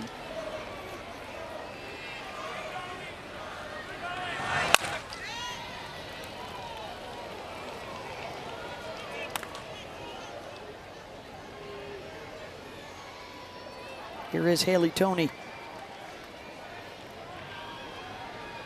She and Davis and Allred, the returnees in the field from last year's finals team. Toney sends one the opposite way. Back goes up. Myron has room on the track to make the catch. 2 down. And Toney hit Tegan Kavan very well last year at the World Series. Haley Toney has been a little bit of a casualty in the sense when Jerry Glasgow is using both pitchers. She's not always been hitting, but she can swing it. She had 3 RBIs, hit 500 in the championship series last year. So here comes Mia Williams for the third time. Kavan has struck her out twice. Once with the drop, once with the change. And Jess, these are the kind of at-bats. Obviously, you're confident you can make the comeback tonight, but if we don't, we're seeing Kavan more to get ready for game 2 tomorrow. This is the most massive for Mia Williams. The 2 strikeouts, her ability to make an adjustment in this game to take with her into tomorrow night. They have thrown her away.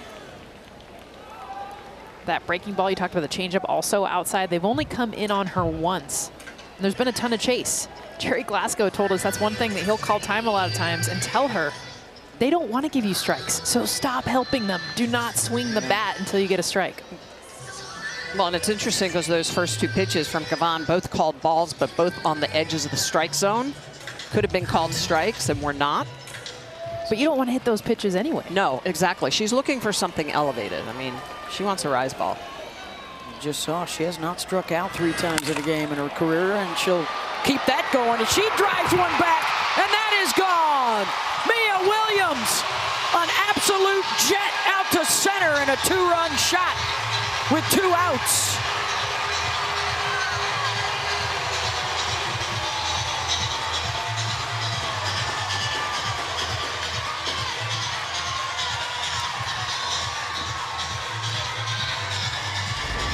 It's just a matter of time for Mia Williams. She's gonna make the adjustment. Smitty, she gets the ball up in the zone that she had been chasing. Instead of it breaking away like the curveball or the change, it's going up. This is her zone. She had been looking and hunting for that pitch. All the at-bats took the first 2 pitches to get to that pitch. Hits it out, 2 more runs for Tech. Yeah, I'm actually surprised that Kavan threw that pitch, the rise ball. After throwing 2 pitches low in the zone that were good pitches but called balls, I would have gone back with the changeup. Just not giving her that rise ball, especially when you're behind 2-0. New life for Tech, 6-3 ball game. Here's Davis.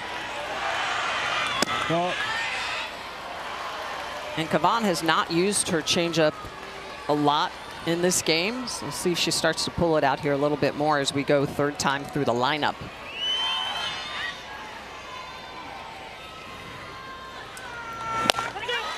Well, that relationship with Jerry and Mia Williams has evolved. Jerry was telling us they didn't have the best communication with one another until about a month or so ago when he started putting her in the leadoff spot, and he said, I'm doing that because you're my best hitter. And that little shot of confidence has changed the dynamic of this team. And now it's a 3-run ball game, mid-5. When Jerry Glasgow pulled her aside and told her, you need to take these pitches, and you are a great hitter. Believe in yourself. She gets the rise ball away. Perfect timing for her 27th home run of the season. And Tech, they're not done yet, ladies. They put up 2 more here in the 5th.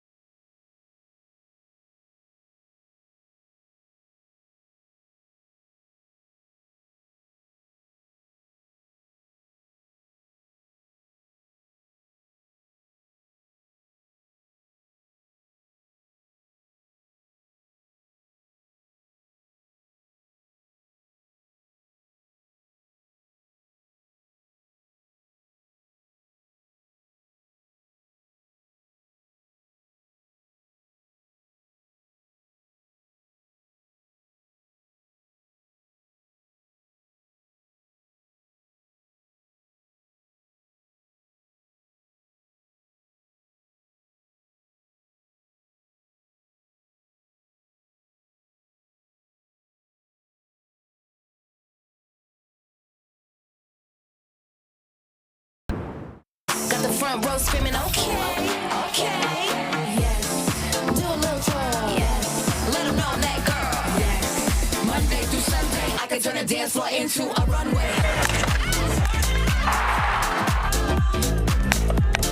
Monday through Sunday, I can turn a dance floor into a runway. Game one of our championship final, 6-3, Texas leading Texas Tech. Davis and Williams home runs for the Red Raiders, but it was a big 5-run starter for Texas, led by Katie Stewart with a 2-run home run, Ashton Maloney with the 2-run triple. And we go to the bottom of the 5th. Longhorns will try and respond to the 2 runs put up in the top half of the inning. Leanne Good to start it off, 5, 6, and 7. She is the only Longhorn that has not reached base safely so far tonight. Off the end of her bat to Tony at short, 1 down. They continue to see Sam Lincoln in the circle. Caitlin Terry got the start tonight, did not get out of that first inning. Nigeri Kennedy came on in relief, and then Jerry Glasgow decided to pull her from the game. She cannot return tonight. That is a massive decision. He told Holly Rowe in the interview, you know, we're going to save her for tomorrow. And that was in the 3rd inning. So knowing that his offense can put runs back on the board, and of course Caitlin Terry can re-enter into this game, but Nigeri Kennedy has been their ace. Just 23 pitches.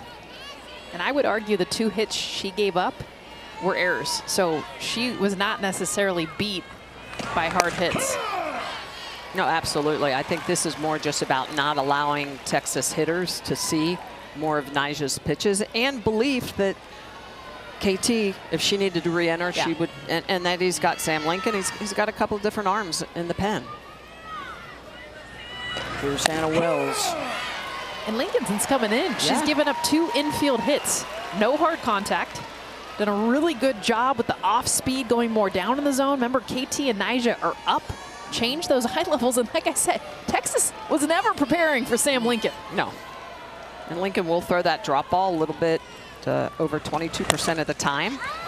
Her first appearance in this World Series. Wells in foul territory, and Liz can't get there. Surprise Allred didn't call her off. Should have given, the right fielder. Yeah, you're saying first base shouldn't be trying to catch a ball in right field? Yes, that would be. Good eye, good eye. I mean, Jackie Liss went a long way, but there's no way that that's her ball. It's those things like that that Tech has had. Jackie Liss had a play at first base, she bobbled. Misread in left field that turned into a triple. They have not been perfect defensively. 1-2 to Wells.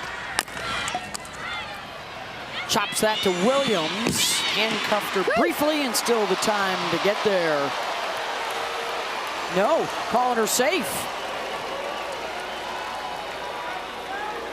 Yeah, Wells did a good job to get down the line. This is a really slow developing play. Yeah, and I think Jerry's gonna go ahead and challenge this. So look at the spin on the ball. This is a really high hop and almost goes back on the field as the runner was safe at Taylor first base. Panel. Texas Tech is challenging. The previous play is under further review. No. She gets her foot down. Yeah, and look at where her foot's actually hitting the bag, too. Man. That's where you hit the front of the bag. That's the difference between safe and out as well. No, you replay it there. Does the spike hit it? That looks like they get her. I think they look for compression of the bag.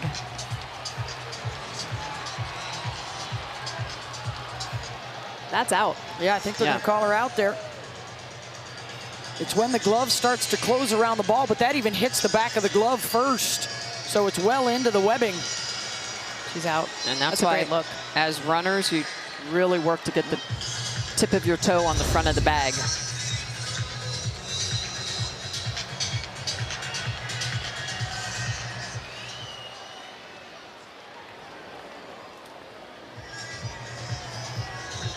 Ruling on the field is a hit, but it would appear that that would be changed. It's a good play by Mia Williams. You saw how she ended up having to backhand while she was running to first base. Very athletic. Sorry, Panel. Taylor Panel, to be able to get to that ball as it spun away from her body and then make that transfer.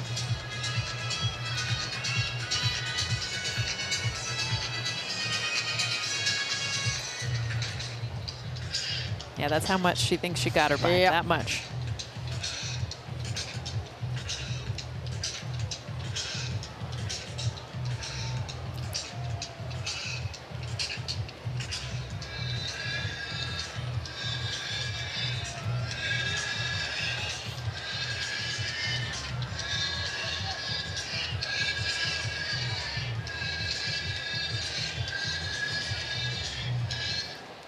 After review, the call at first base is changed. The runner is out. Texas Tech retains their challenge. They still have one remaining. So good job by Panel to get there to make the play.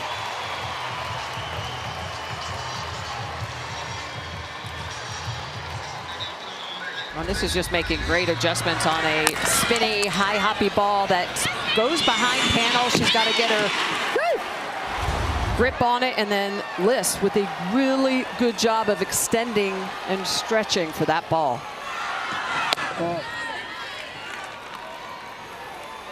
So 2 down. Here's Kai Altmaier.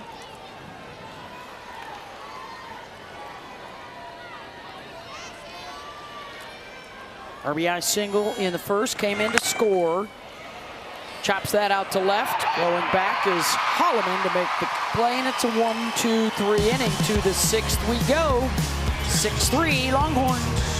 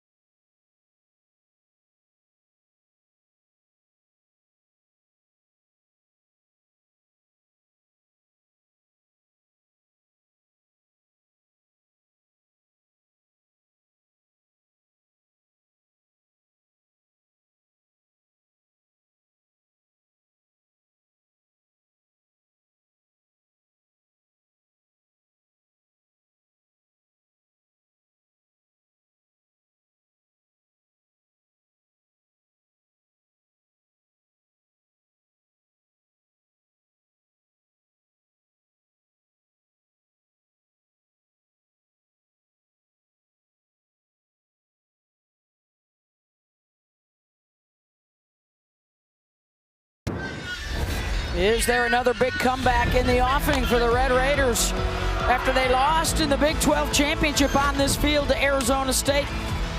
The huge comeback against Ole Miss in the regionals, an 8-run deficit in the final inning to win it.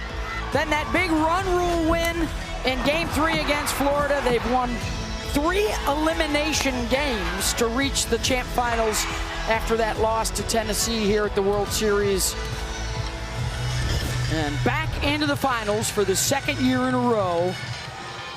Can they muster down 3 against the All-American in the circle, Tegan Cavan?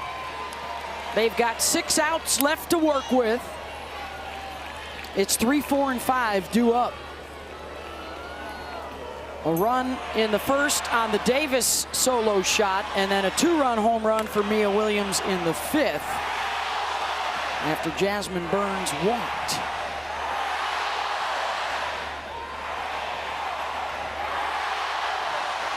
Allred, a ground out and a strikeout. 4K for Kavan. She's been letting the defense do the work behind her. 3 free passes. 1 has come in to score tonight.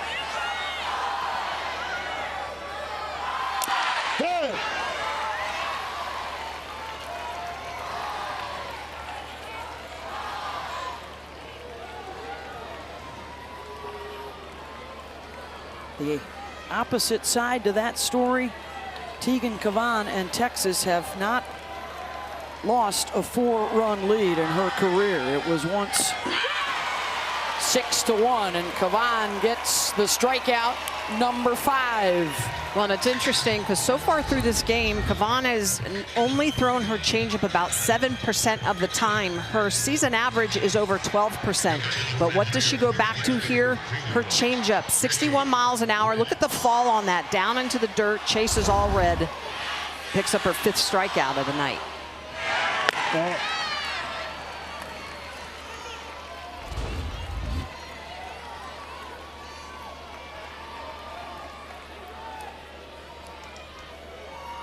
That was a foul ball that hit the dirt.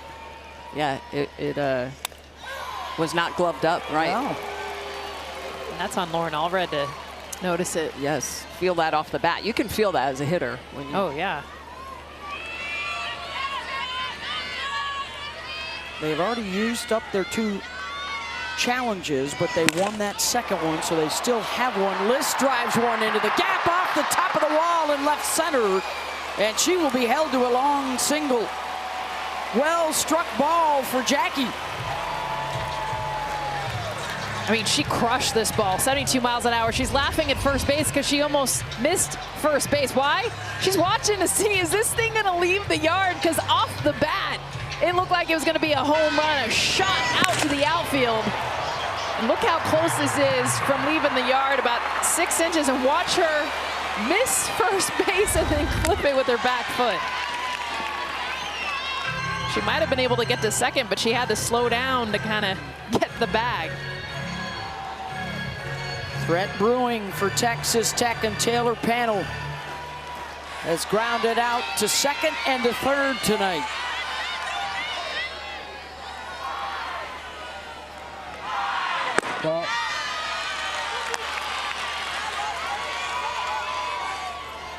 Third time through now that they're seeing Kavan. And the defense, look at second base position here. I mean, you're literally right behind the bag. Now going back to that changeup again. Yep. Texas Tech just 1 for 8 with runners on base. That was the Williams home run.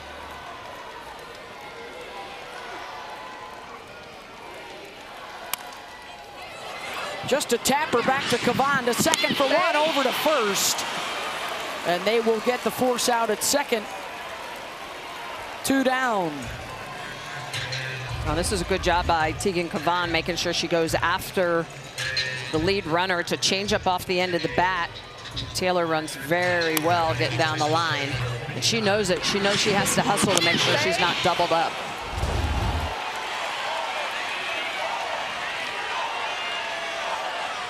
Here's Caitlin Terry. They want that rise ball. It is very clear that Texas Tech knows Kavan's best pitch is the rise ball. The pitch she's going to throw, and they're going to see. Only 5 changeups all game. 100th pitch of the night coming. Scoop to second by Good, over to Martinez to get the force. A well-struck base hit, but that's it. And Texas is now 3 outs away from taking game 1.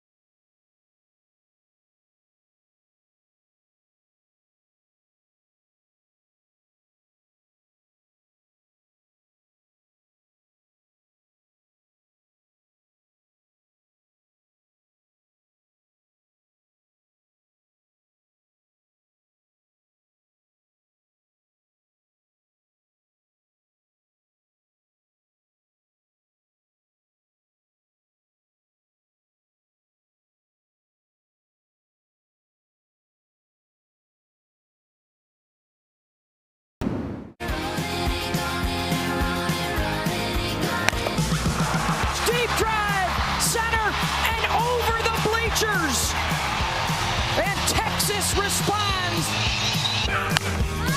Maloney punches that one to left. It's over the head of Spearman. Ashton Maloney slaps a triple.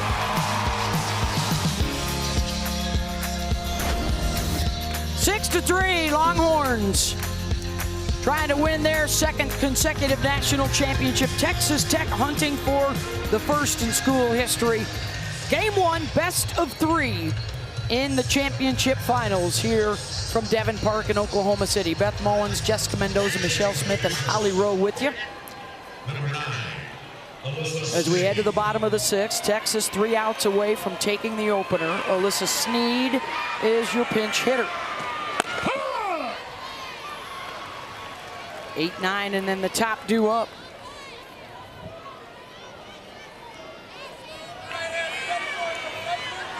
Boy, and I've been impressed with Sam Lincoln. Ball. Working more downspin than upspin. Has that horizontal movement, good curveball from the left side. And really, if you look at your scorecard, if Haley Toney holds that ball and doesn't throw to first, they may not have scored off her. Foul. Oh. Had it, lost it. My bad. Good effort, good effort. I mean, he probably saved some people's lives. That thing was a shot. It was ripped. He's trying not to shake his hand. Too. Exactly. I was going to say, his hands are burning. Yeah. You know it. That hurt. 70-mile-an-hour exit velo on that. 1-2 from Lincoln to Sneed. Ball. Sneed's first at bat of the World Series. Go ahead and get her in game 1 of the finals.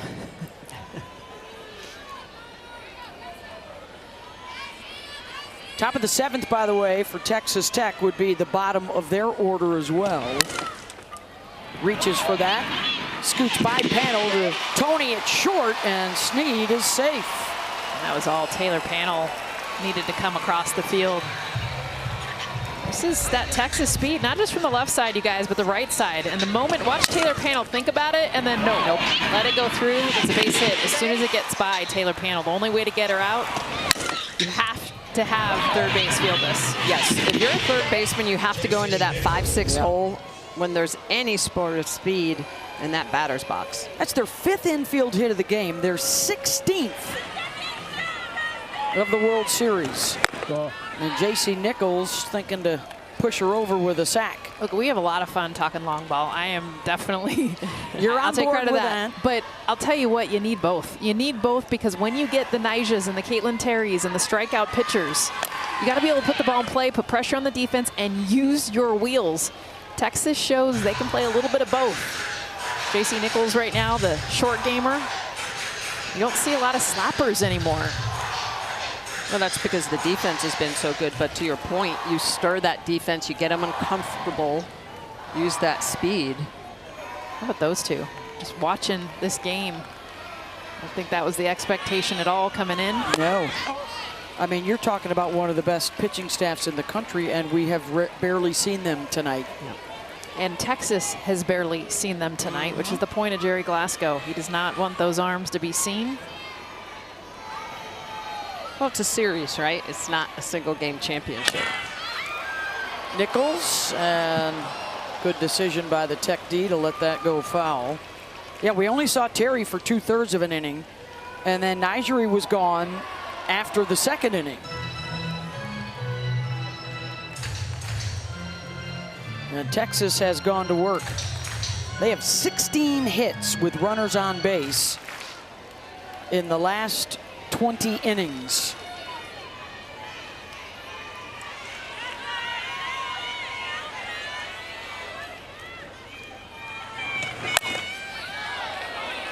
Nichols staying alive.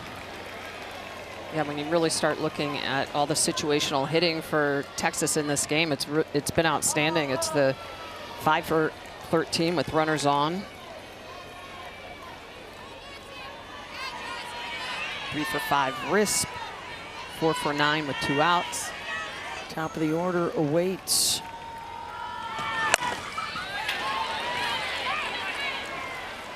JC Nichols having herself another tough at bat at the bottom of this order. She doesn't get talked about a lot, but she helps carry it back over to the top. And to your point, Jess, a lot of foul balls today, not many strikeouts. Just one. Nichols is batting .320 here in the postseason for Texas. 1-2. That's in play. Panel gets the lead. One down.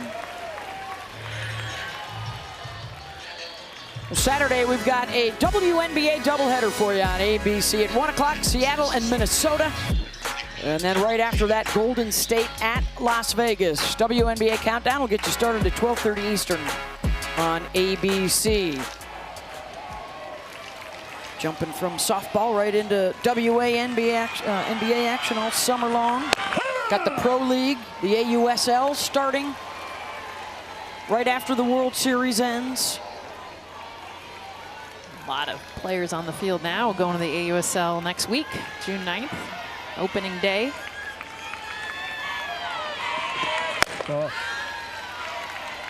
Henry, a single and a couple of groundouts tonight, has scored a run.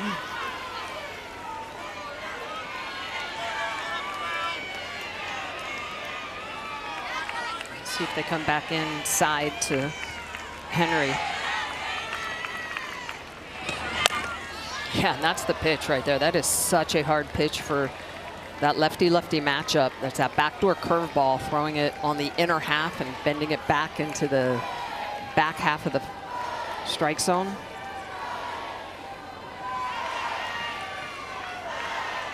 One, two from Lincoln. Henry moving off the dish a little bit. Slices another one foul. As she looks out at the pitcher tonight, and her eyes gaze out to center field, she's looking at one of her old buddies and her old travel ball teammates. Two of the best center fielders in the business, Maya Davis, on the other side tonight. Tries to get it out to Maya and does. Bounced up off the edge of the grass. And now 2 on after her second hit of the night, and here comes Stewart. All Katie Stewart has done is hit home run after home run. 4 consecutive games here at the Women's College World Series, and they have been monster bombs. Look at the distance. Home run number 3 of just a 250. Keep on adding it up. And all 4 of those home runs. And what do you have yourself? How about 1,010 feet? Just for perspective, the Chrysler Building's at 1,040 feet. So she's hit it as tall as the Chrysler Building here at the Women's College World Series. Drop it in the Chrysler Building. That's awesome. World Series. Unless you're a pitcher. Good stuff. First ever to do it. 4 straight games in the World Series. Are they going to walk her again? She's already been intentionally walked once.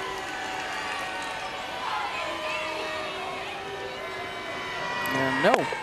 Yeah, I think with only 1 out, I don't think you walk the bases loaded in this situation. It's different when there's a runner at first, and that's why it's so important for the runners ahead to get on first, not just on second base. If that bag's open, then yeah, you walk her.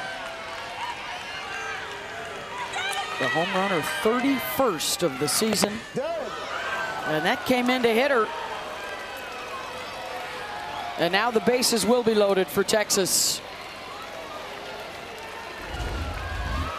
Sam Lincoln coming from the left side. You can see that over the top rotation. This is actually just trying to get in underneath her hands, but it gets onto that back arm.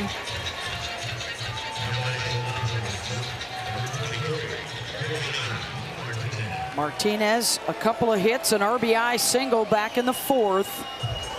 And Caitlin Terry will re-enter to pitch here.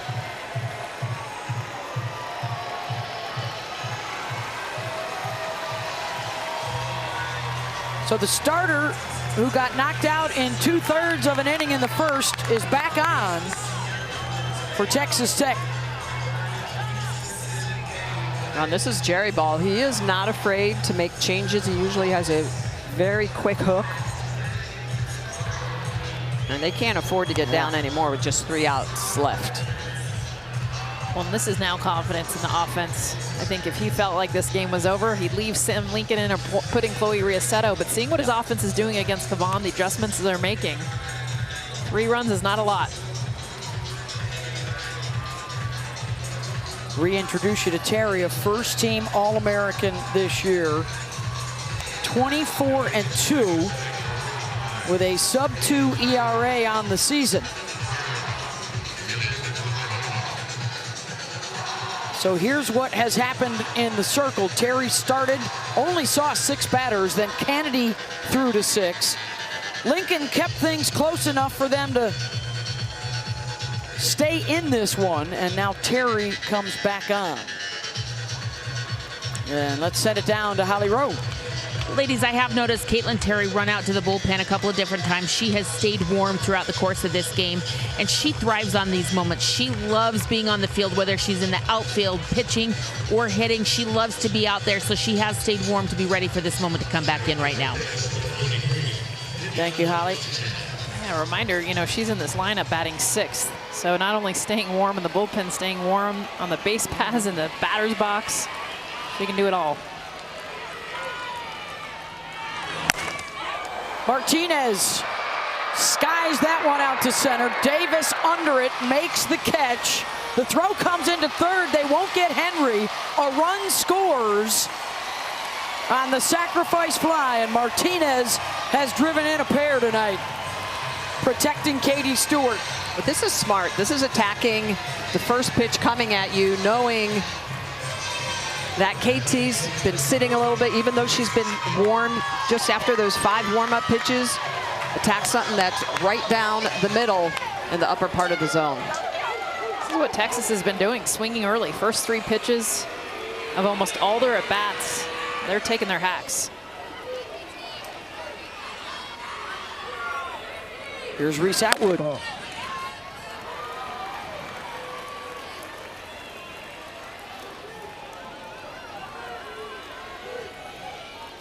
Such a great note. 74 career home runs, only 1 here at the World Series. Yeah, that came on Monday. A couple days ago. And Jess, you mentioned this earlier. She's actually been taking a lot more pitches. We've seen her chase outside the zone. Starting to understand exactly what she's hunting. Couple on board with 2 outs for Atwood. Lines to short. Tony gets down on it to end the inning. Texas tacks on another 4-run lead, 3 outs away from winning game 1. Last chance for Tech coming up. The NCAA Women's College World Series is presented by Capital One. What's in your wallet?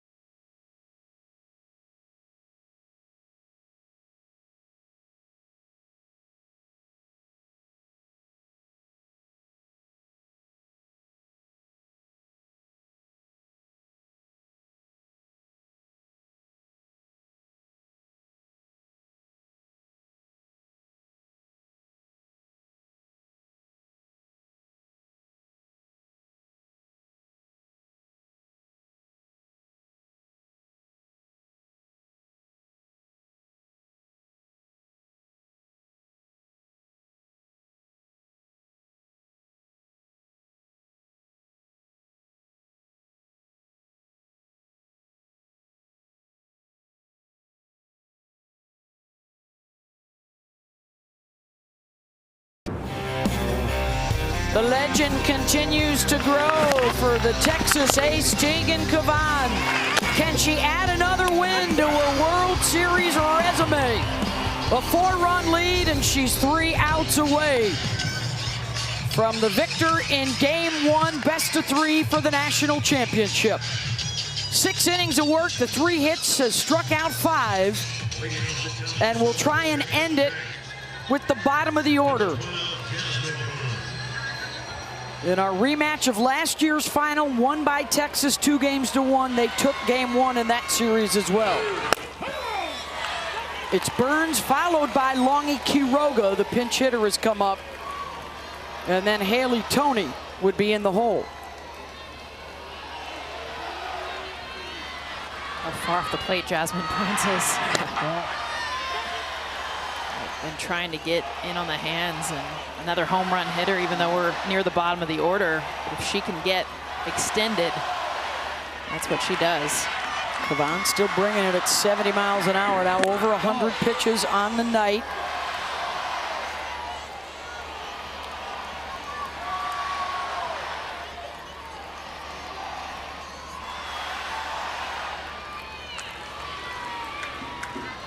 Two-one. And now 2-2. Burns had been so good at not chasing those pitches out of the zone. That one off the plate. Fouls it off.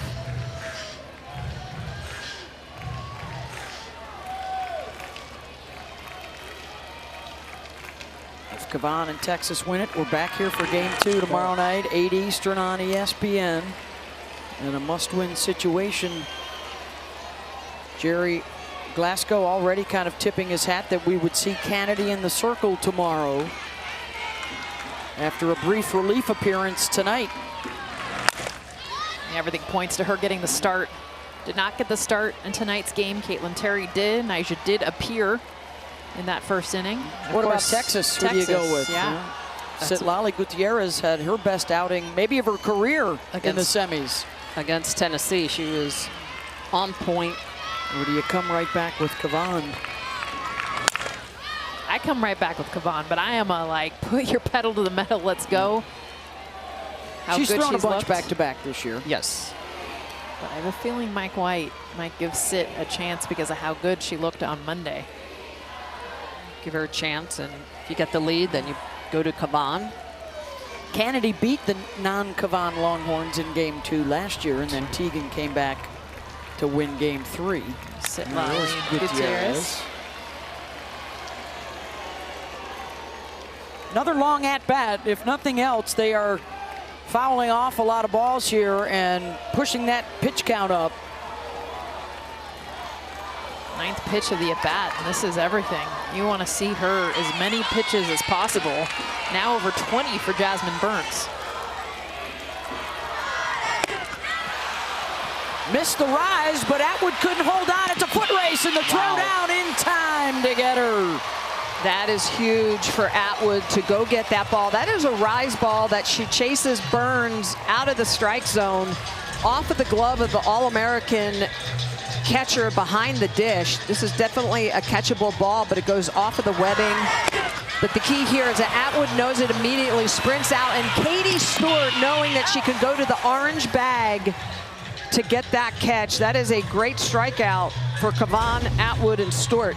Yeah, another great example of this year having that double first base bag. A lot of times it's for everything in play, but a great example of it on the other side. So Atwood will come out to talk with Cavan because they want an update on Longy Quiroga, who is the pinch hitter here. We talked to Atwood and some of the infielders yesterday. They love to just go out and tell Tegan, hey, trust your stuff, don't second guess yourself. And if you're gonna go at them with your best. Don't run away from their best. Absolutely. And Cavan has done that. I mean, this is a home run hitting team for Texas Tech, and she's gone right at them in their power zone. Top of the strike zone. 0-1 to Longy, who's looking for her first hit of this World Series. She did have a home run in the Super Regionals. She's 0 for 8 with 2 strikeouts.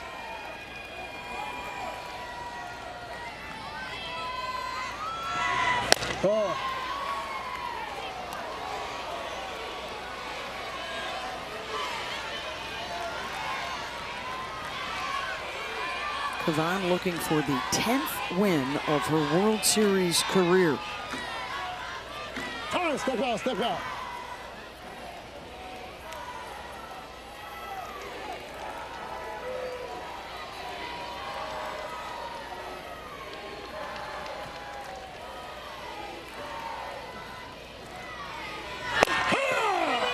A situation too, Michelle, where you want to go 1-2-3 here because Jerry Glasgow's move to put Mia Williams in the leadoff is to get her another at-bat in just this type of situation. Absolutely. Do not want her up with anyone on base. Don't want her seeing you again. Quiroga pops it up. Stewart coming for it. And she's got it. 2 down. And Texas 1 out away from winning game 1. Which would put them 1 win away from back-to-back national championships tomorrow.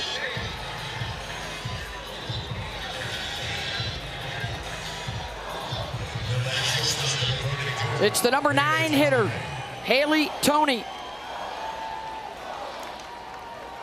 who was a .400 hitter for Tech in last year's World Series. Out to left, and the catch is made by Altmaier.